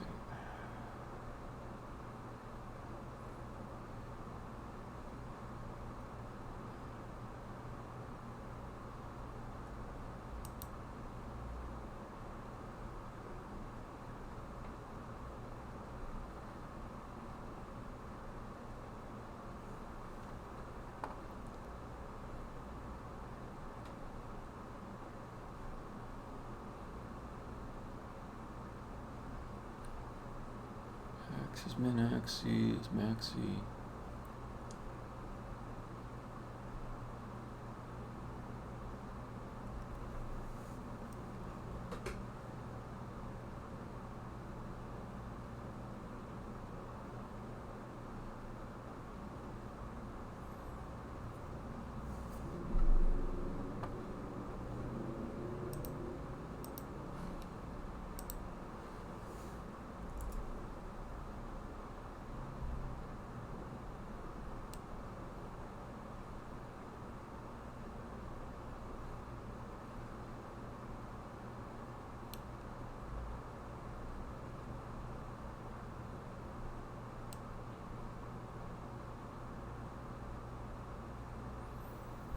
Oh, it's breaking my brain.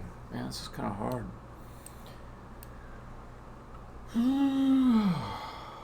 Oh, okay.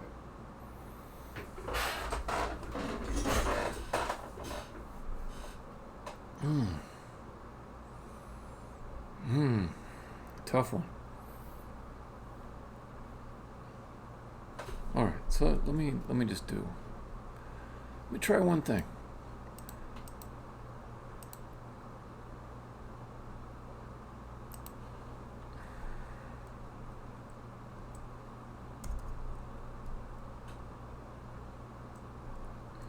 just get rid of this last part here.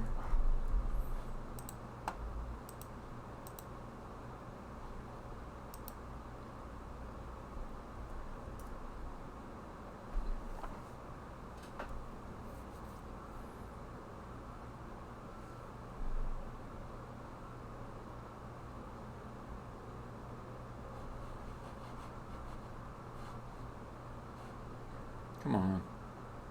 It needs to be a fucking build button in Unity. It just says, yes, build the shit that I just did. I'm just tired of waiting. See, like it takes like 10 seconds for it to decide, okay, I'm going to initiate the build.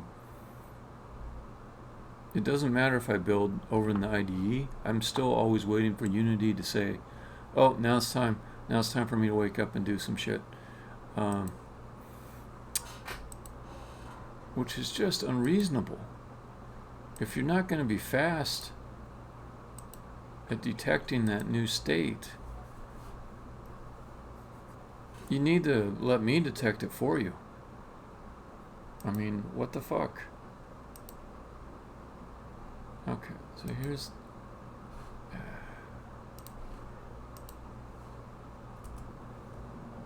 there's north. Before we do an adjustment, that adjustment worked. West. Before we do an adjustment, it looks like that.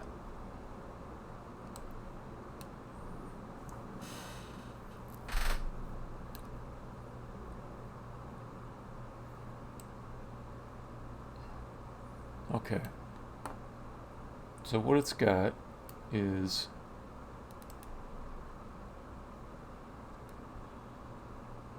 a need to move half of its thickness in this direction.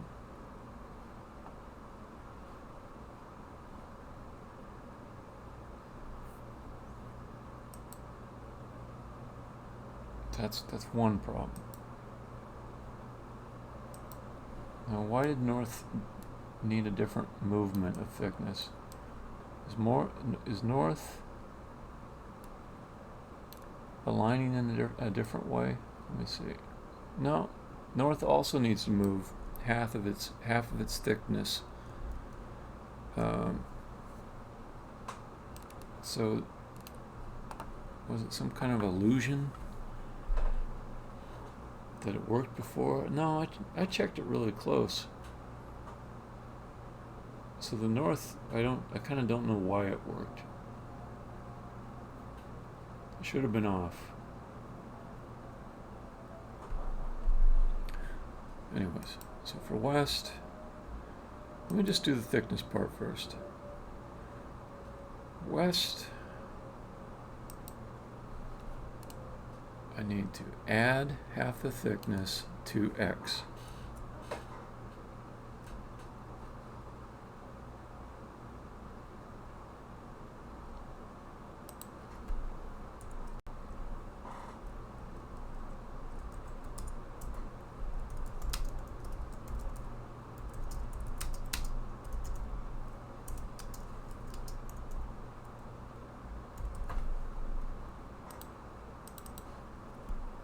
Suppose I could use bitwise. Okay.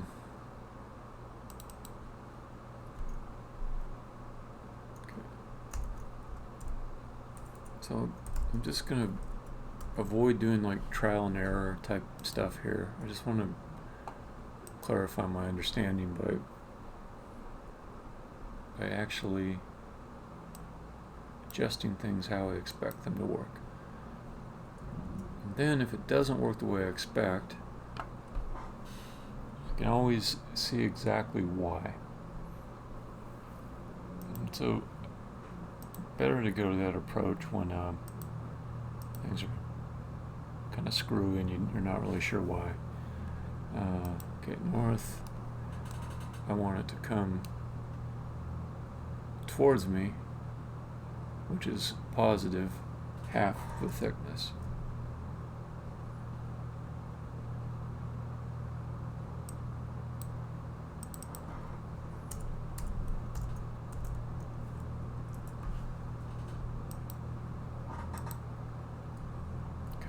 I know this will produce some kind of error, but it's consistent with my understanding.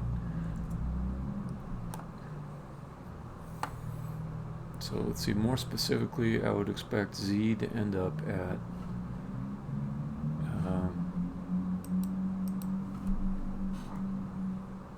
0.0, no, wrong way, 21.95.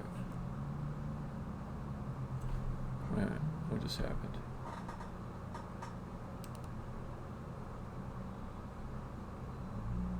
It went the opposite direction I expected.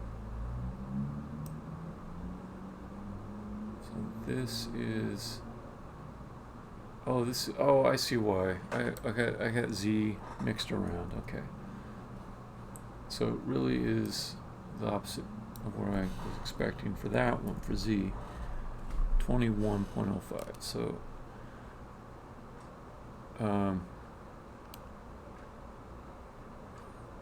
towards me is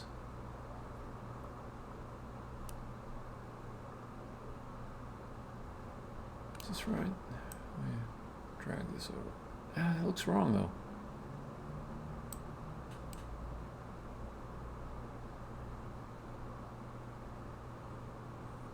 So the size of it is 0.05. I was supposed to do half.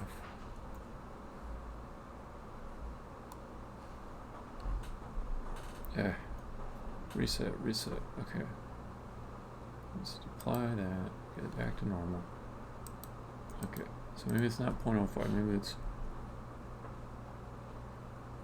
0.25.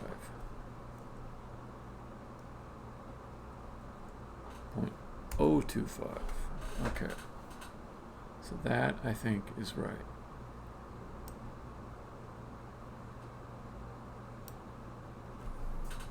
And since it's a negative number, I'm actually, to move it closer to me, I'm making it smaller. Wait, now I'm getting confused again. North.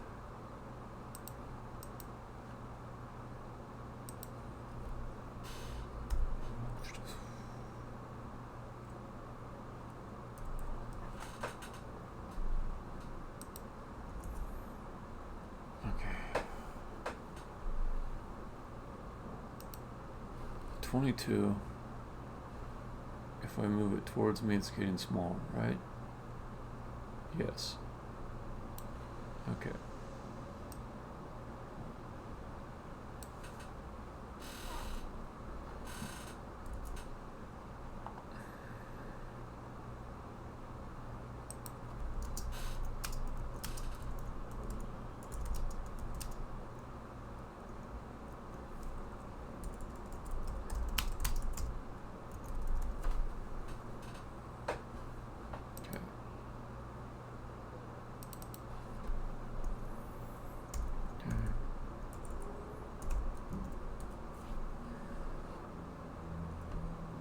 West, I agreed with that. This should be that. Okay, so next part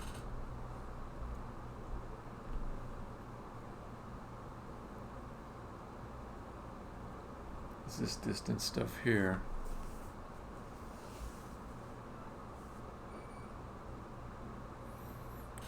Hold on, I gotta take my corned beef out of the oven. Just hold on, I'll be right back. Or actually, skip ahead. If you're watching this on a video, just skip ahead. Skip ahead past the screen that you're going to see right here.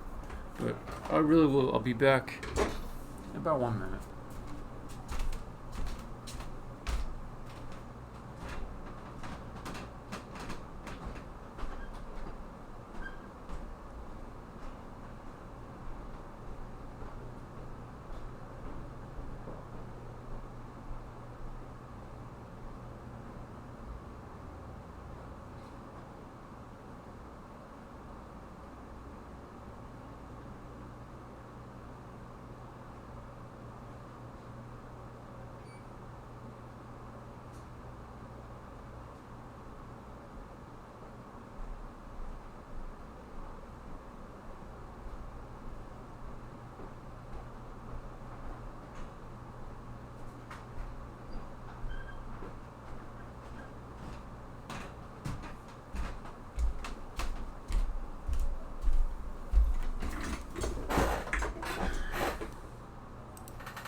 I'm back. It was actually 57 seconds I counted. Alright.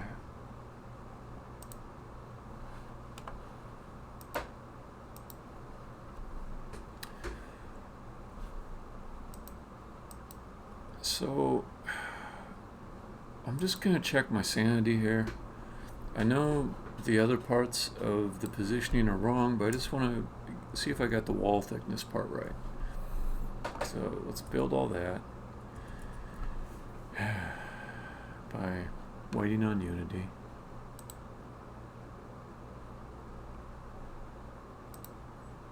I have a theory that if I click on it, it might wake it up, but I don't think that's true anymore.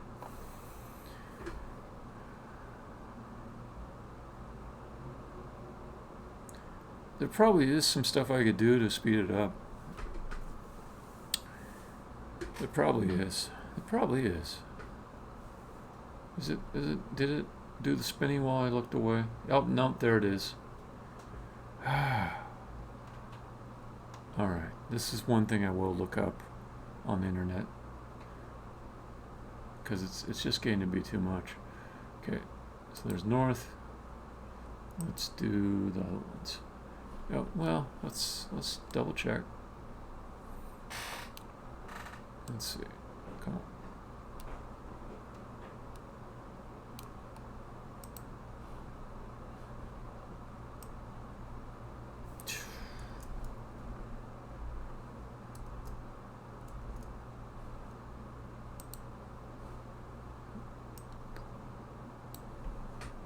Now, what do I think of that? I think it's wrong.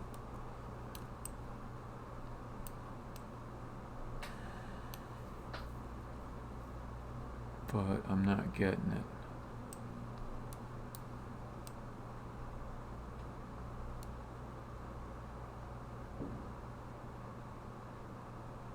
I'm not getting it.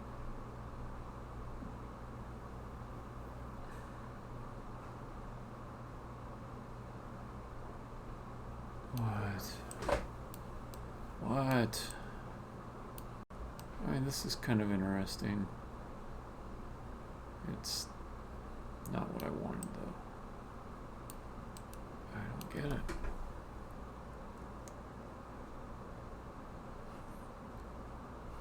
Okay.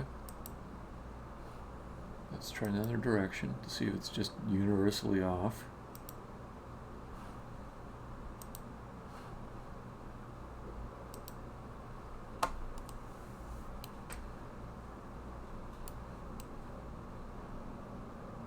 Oh, it is off. It is off here too. Which kind of makes me happy.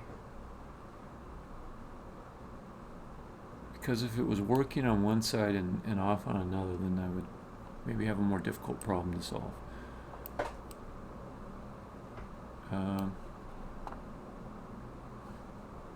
Let me double check it.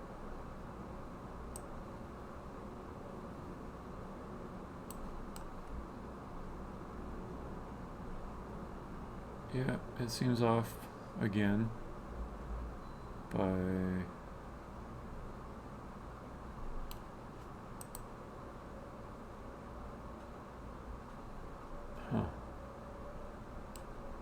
same amount though.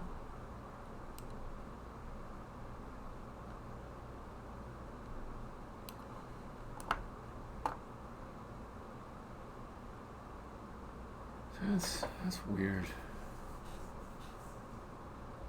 Because I said half. I didn't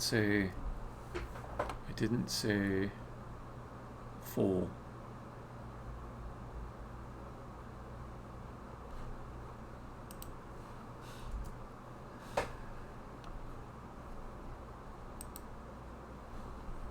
I expect it to be 0.05. Yep. Half I expect to be 0.025 something. Yep. So this is going to return an adjustment of 0.025. Should push it in that direction.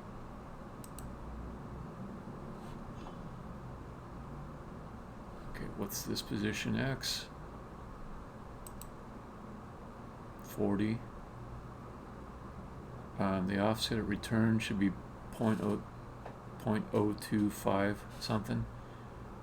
So I expect X to get converted in the target position to 0.025, 40.025. Yep, okay, that's good.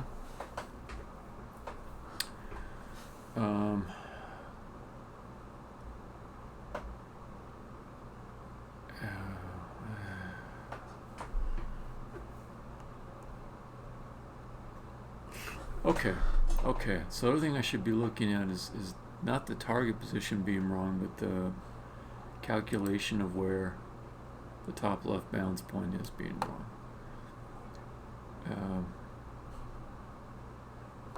I don't think it would explain everything I'm seeing, but I wish I could jump back to the Unity while this was paused in the debugger, but I can't. Unity won't give me access to the scene while I'm paused during execution. I don't blame it. It makes sense, actually. It'd be very difficult to allow that.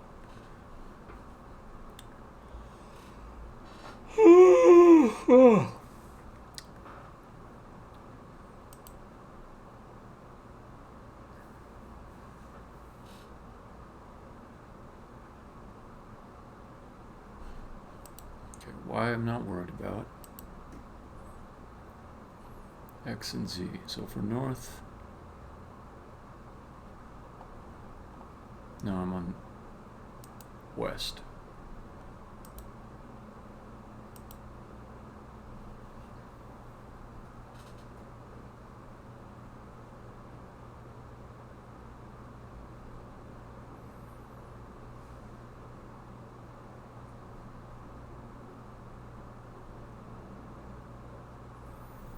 It's one of those deals where I haven't thought through my offsets correctly.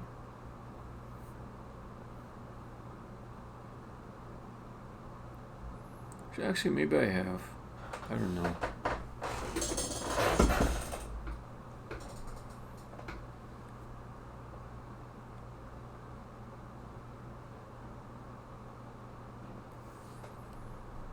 So the min, that's where it is right now.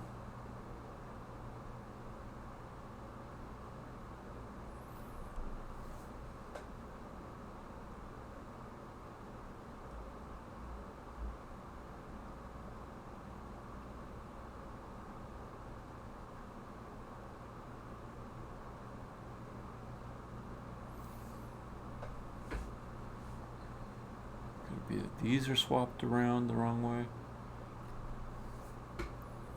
As I said,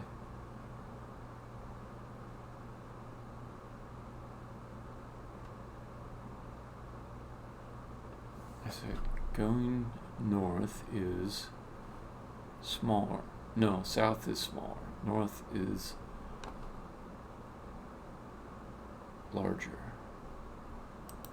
So I'm facing west.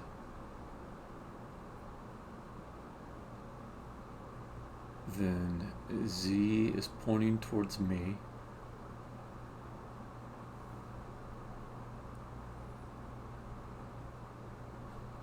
South, which is smaller.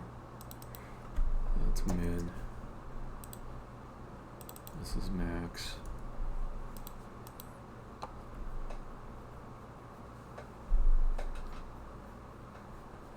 These are probably wrong too.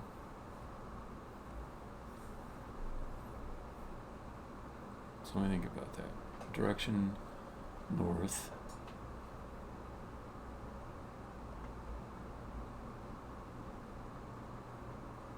I want the further away one, which is north, which is larger. So that would be max. This would be min. Okay, just hit play. And resave this, and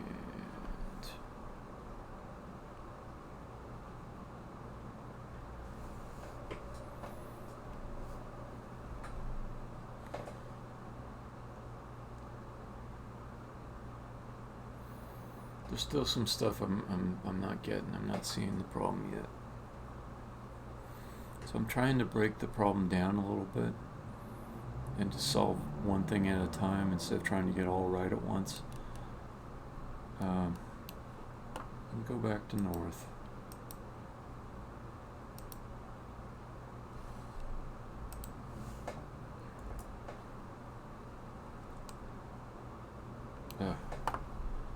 Turn off that snap. Try it again.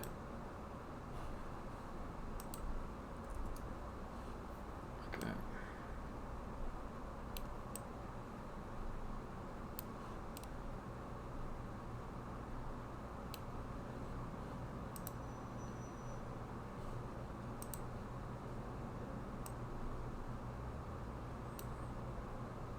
Okay. Something wrong there.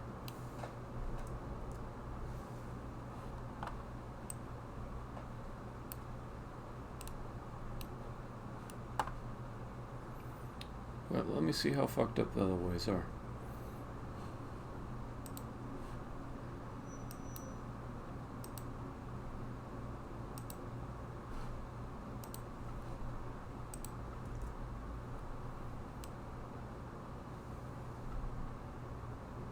Pretty fucked up.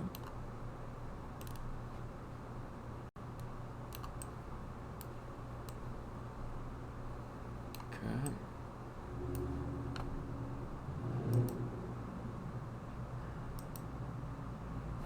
Oh, I get that stupid snap on.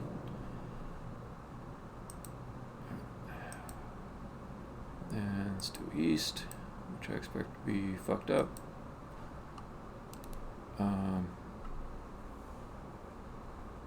Actually, no.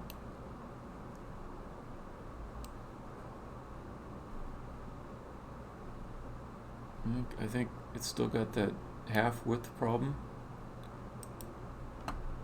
but its positioning is right.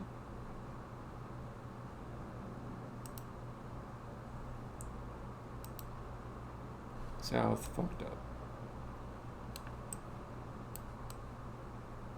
Yeah.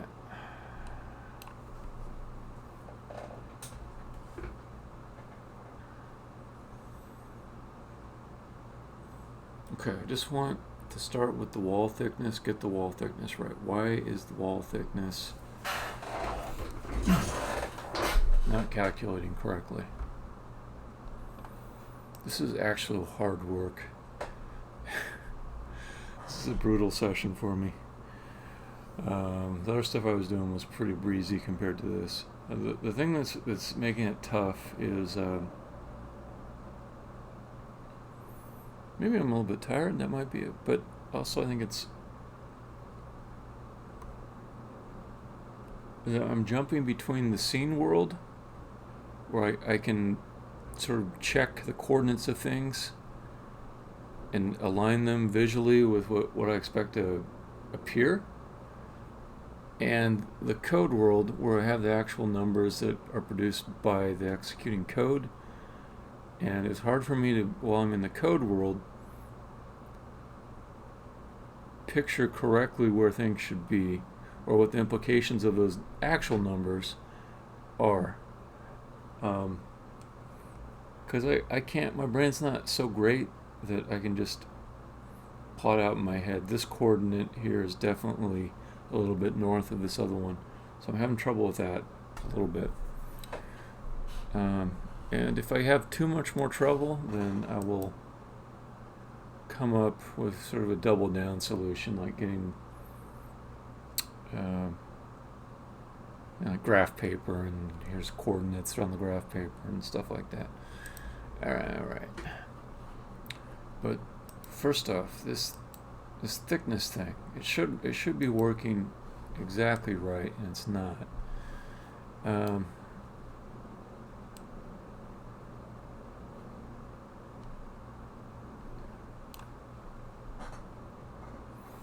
So let me think in terms of assertions.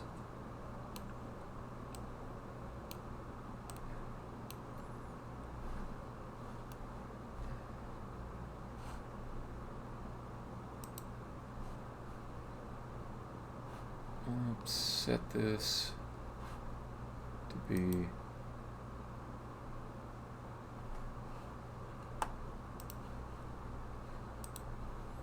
centered again.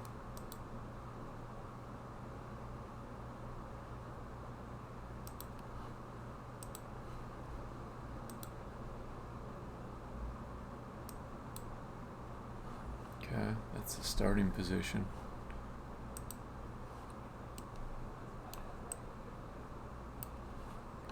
I'm just going to turn off the script for a moment.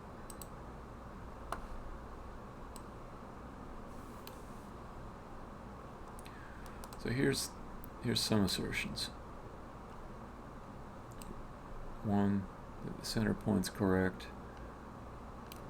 So let me double check. I did this earlier, but maybe I missed something. Yeah, that's good.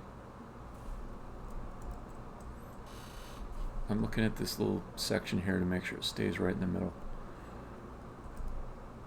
Yep. Because I thought maybe like I might have like moved the offset of the object or something with one of my operations. But no, that's not it.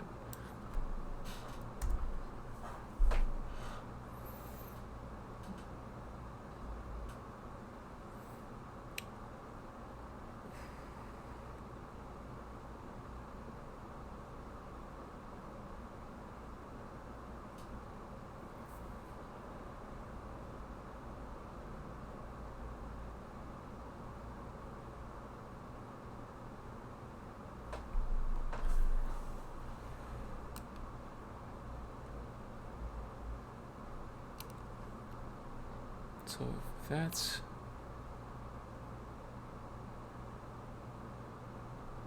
the center point, say my first job was just to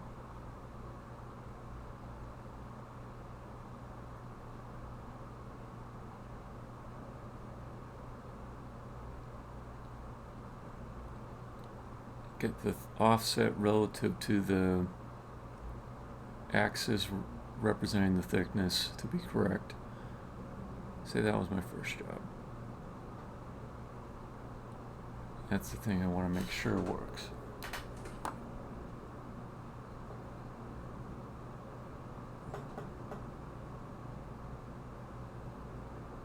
I can have a convention that all panels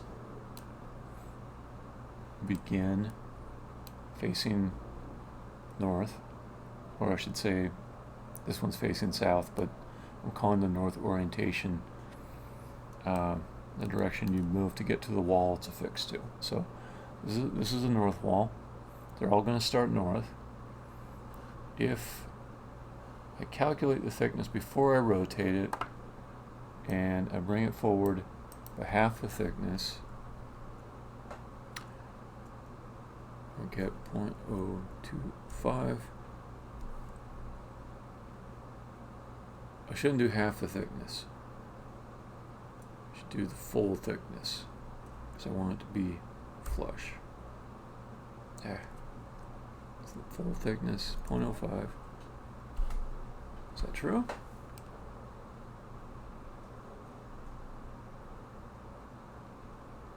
Okay, well here's the thing to check.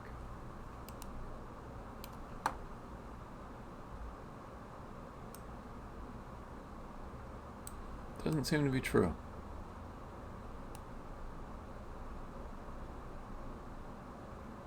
Yeah, it does not seem to be true. Okay, so I might have something off there.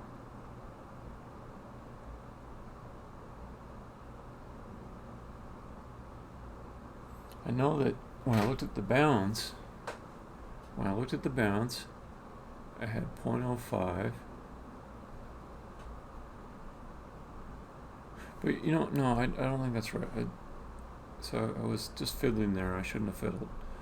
Let me put this back to minus 22. Or here, we'll just Paste component values. Okay. So the first thing that I tried should have worked, and I don't understand why it didn't. So it would have been 0.025. Move forward half of the width. Okay, that actually looks right. So when I start going into trial and error, I give up certain lines of thinking. Okay, so that makes sense. So put that back. Let's say further that after I moved the wall panel forward by half of its thickness, that I rotated. Now that's interesting.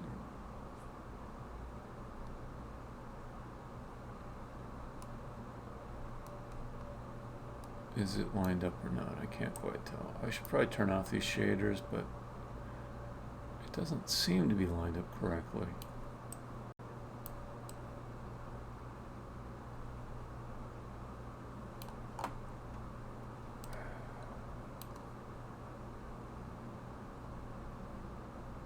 It's not. It's not lined up correctly. It's half off now.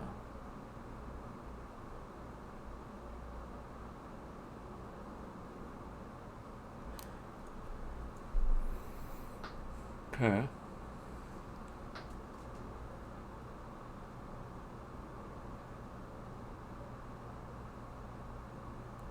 So if I didn't have this 0.025, where would it be?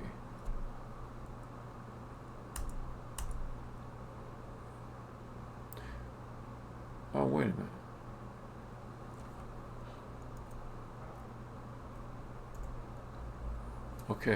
Okay, I noticed something there. So that Z is only going to affect this direction of movement. It's not like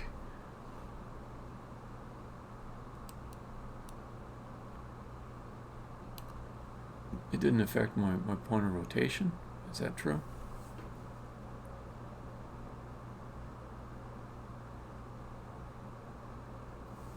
I don't know. Let's go back.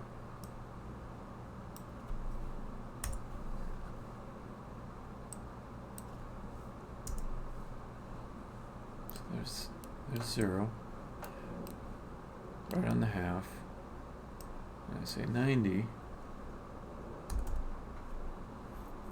Okay. Then I could. Jesus. It's still in the half, right? Okay, good.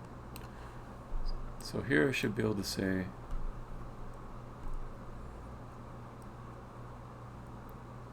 negative 0.02. Oops, no.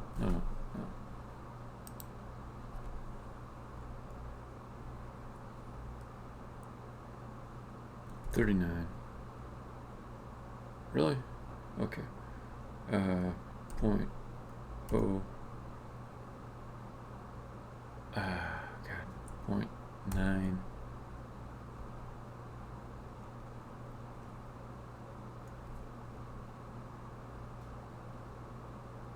Seven, 5. Oh God. What is it? 40 minus 0.025. Is it?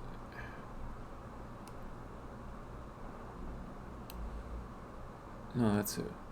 Okay.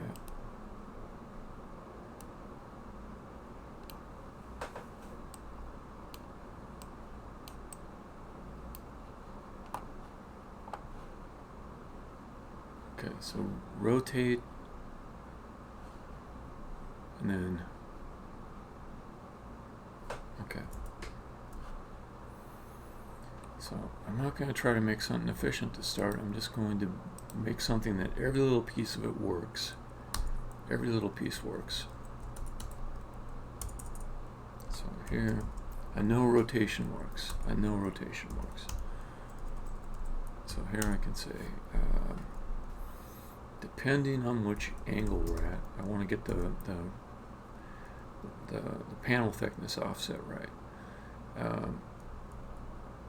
So let's see. Switch direction. Let's just do it all in line. I can make it better later if I want.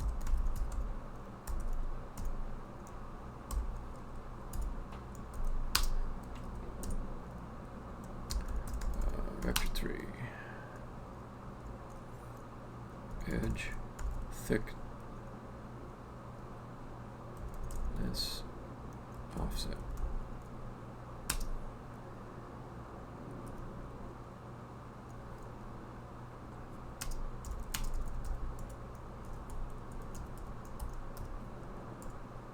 Alright, yeah.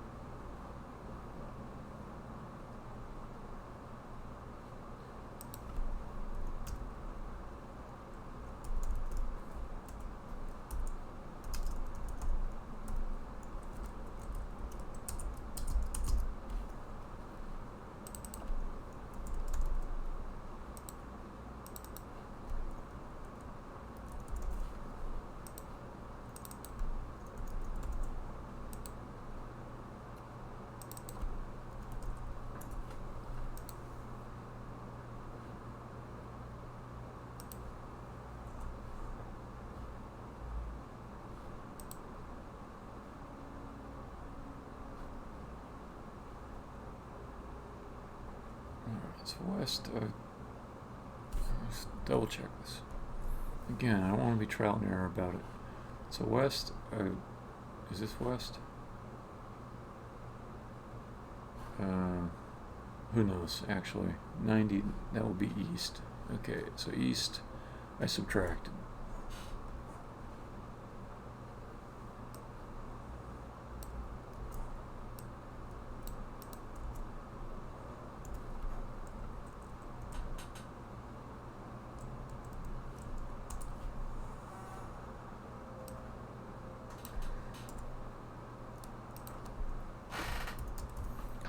Just get one thing to work at a time, and then eventually I'm going to get there.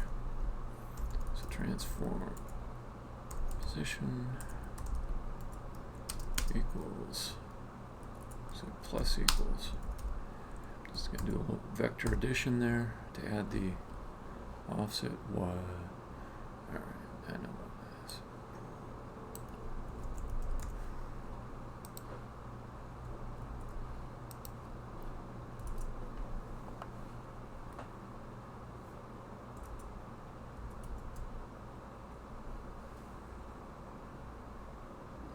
It's coming up on 8.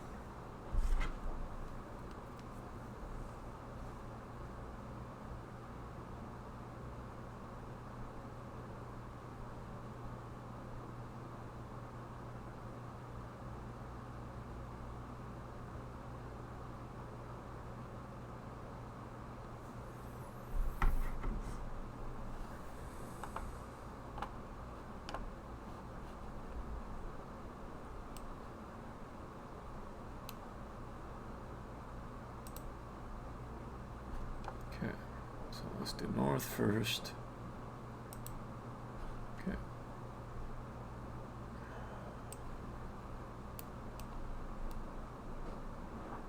Okay, it looks like I went the wrong direction. But let me just try the other ones. Let's go south.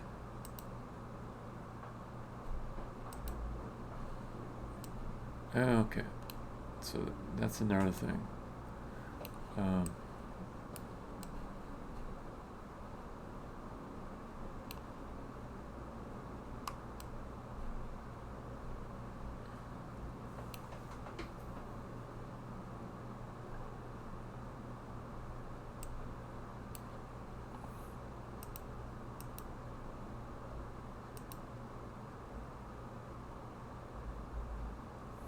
So north.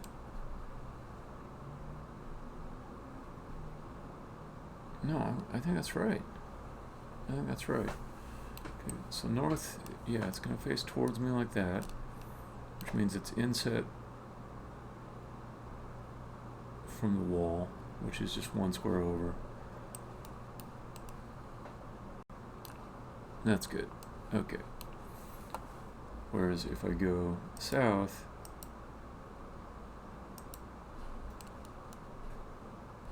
I have to bump it a whole meter off south, but other than that, it's the edge is at least lined up correctly. Okay, let's do the other two.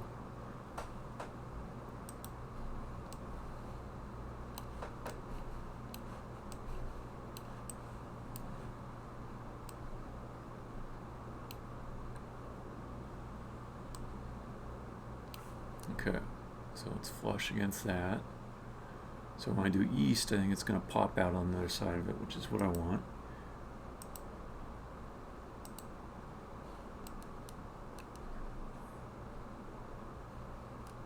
Yeah, okay. So I got the wall thickness. Sometimes I just need one thing to go right to keep from going crazy. And that was it. So next thing, after I get it set to the right wall thickness,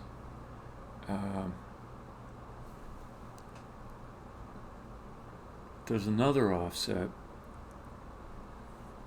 to apply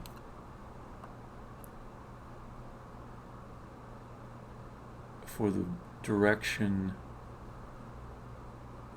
for the placement relative to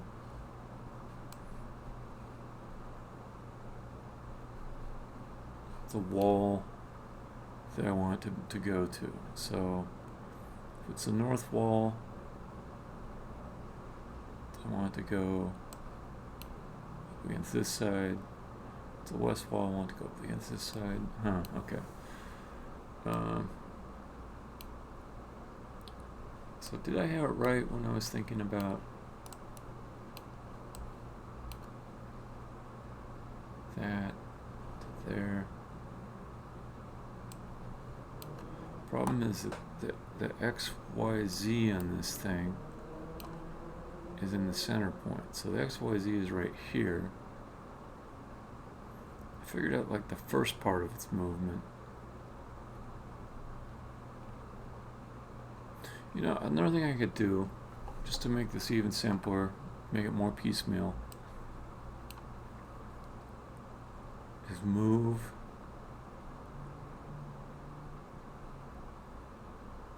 this thing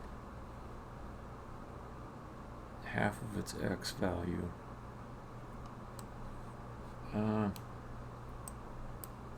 Okay, let me think about that. So if I'm facing north, I want it to move in by half. I want X to have half of the size added to it.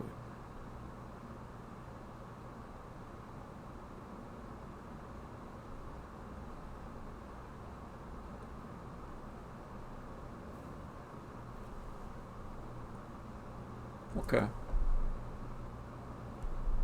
Okay. Okay. Let me think about this. Let's call that half. Okay. So if it's north, I'm going to say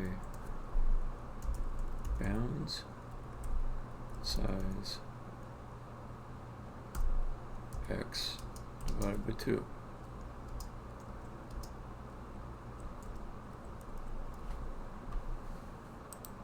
Let's just see if that works. Because I can do each one of these just one at a time, get each one to work.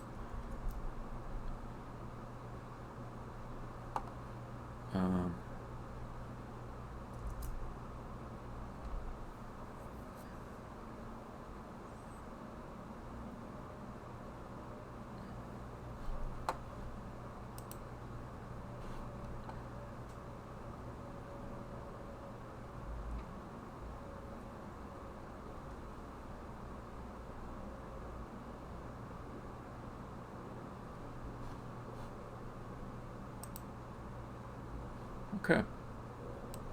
Nice.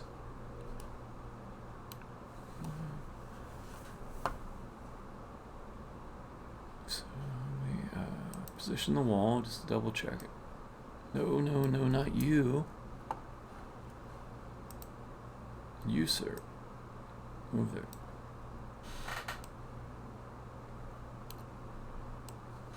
Alright, that's as it should be. Okay. Could put north in the done pile. Let me do south.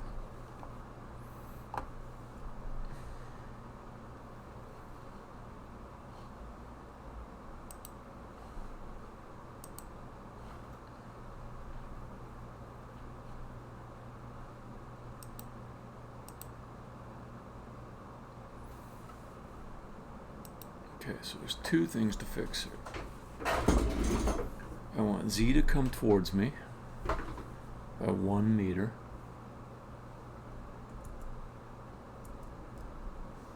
And Z towards me is, I keep forgetting, towards south, me is smaller. So that is, for south it is -1/2 plus half thickness. Okay. So let's rename this to be the correct thing. Offset. Position. Offset.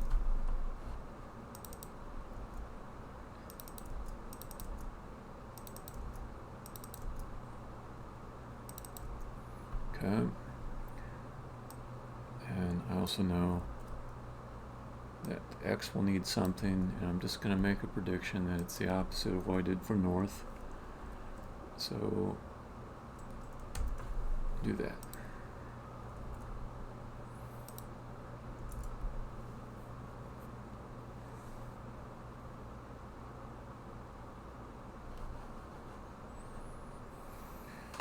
Yeah,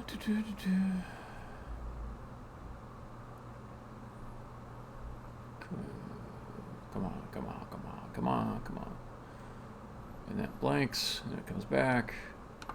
Stupid Unity build process. Okay, so I messed up with something. But it's not stupid. It's not stupid bad. I think it's just I need to also offset the X here.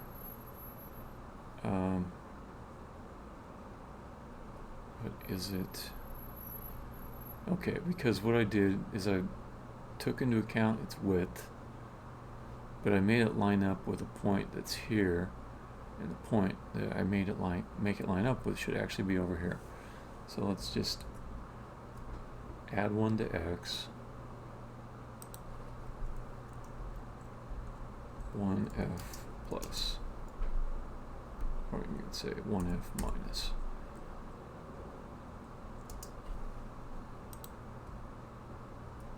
Okay, so I'm guessing that'll fix south, but let me just double check it. I suppose actually while it's doing that, let me think about west and east. I'm assuming it's working while I'm not watching it. It'd be kind of cruel if it was just waiting for me to... Yeah, alright. Whatever. It's building right now. I can tell. I can feel it. So if I do apply, there. So now, just to double check that, let's take the wall, or let's put this thing where the wall should be. Okay, and visually check it. It is tightly aligned, it is snapped on.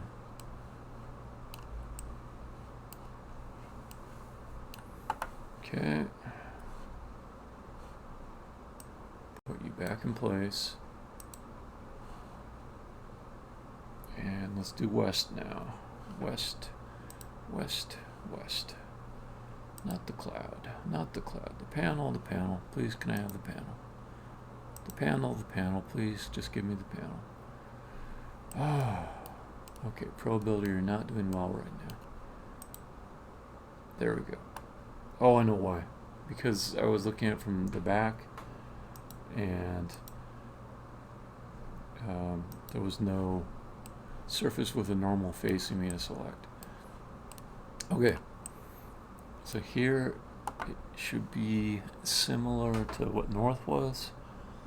For anyone just peeking in, I'm working on some procedural generation stuff where these wall panels will kind of automatically pop into the right place on a wall. So that's what I'm up to. Happy to answer questions about things or just be social for a bit.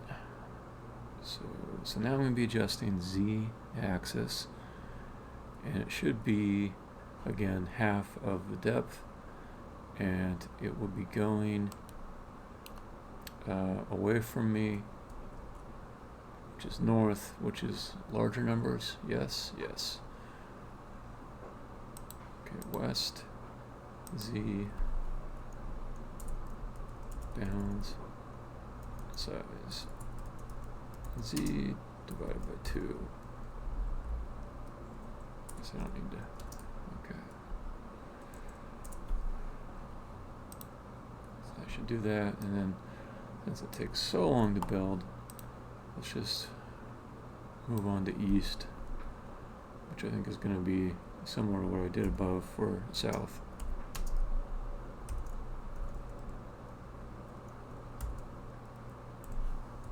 Okay. Try out that shit.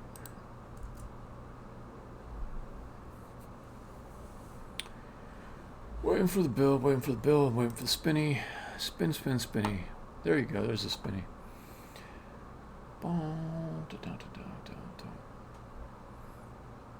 Okay, come on. Don't got all day. Don't got all night. Okay, so there is west. And actually, it like jumped the whole thing. Okay, I get it. That's fine. Because other than that little eccentricity, which is easily corrected, it's lined up right. So and I understand why. So west is actually the one that goes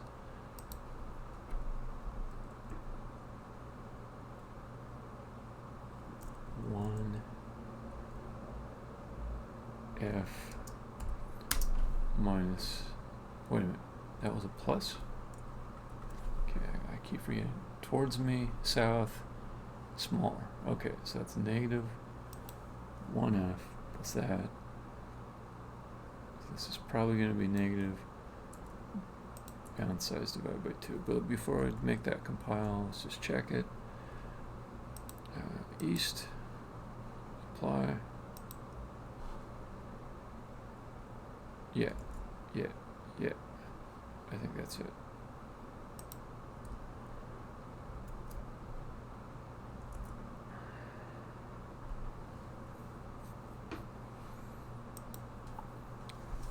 Oh.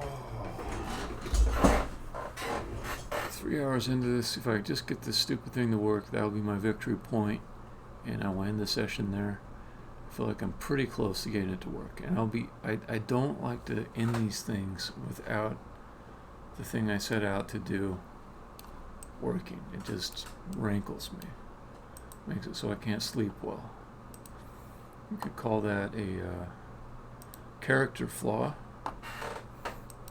and I wouldn't disagree with you. Okay, west is looking like a champion. Let's go look at east. Okay, so I got east lined up correctly as far as this part. I just need to move it over on the x-axis as well. Almost there.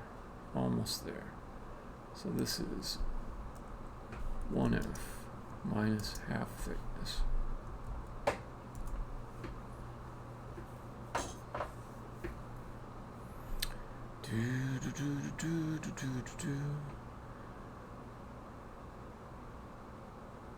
See, once I get like this relative positioning done,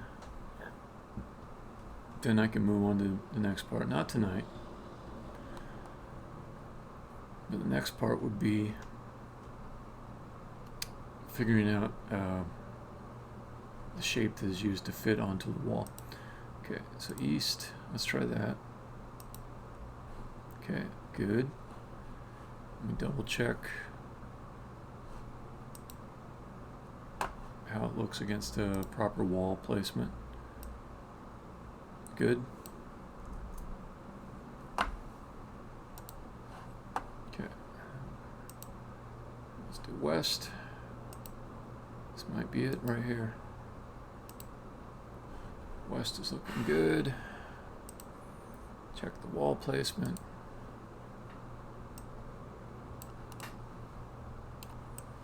Yep. Okay, that's it. That's the victory point. And it may not look amazing to anyone to behold this, but what it means is that I've got a consistent way to take any wall panel shape and position it upon a wall.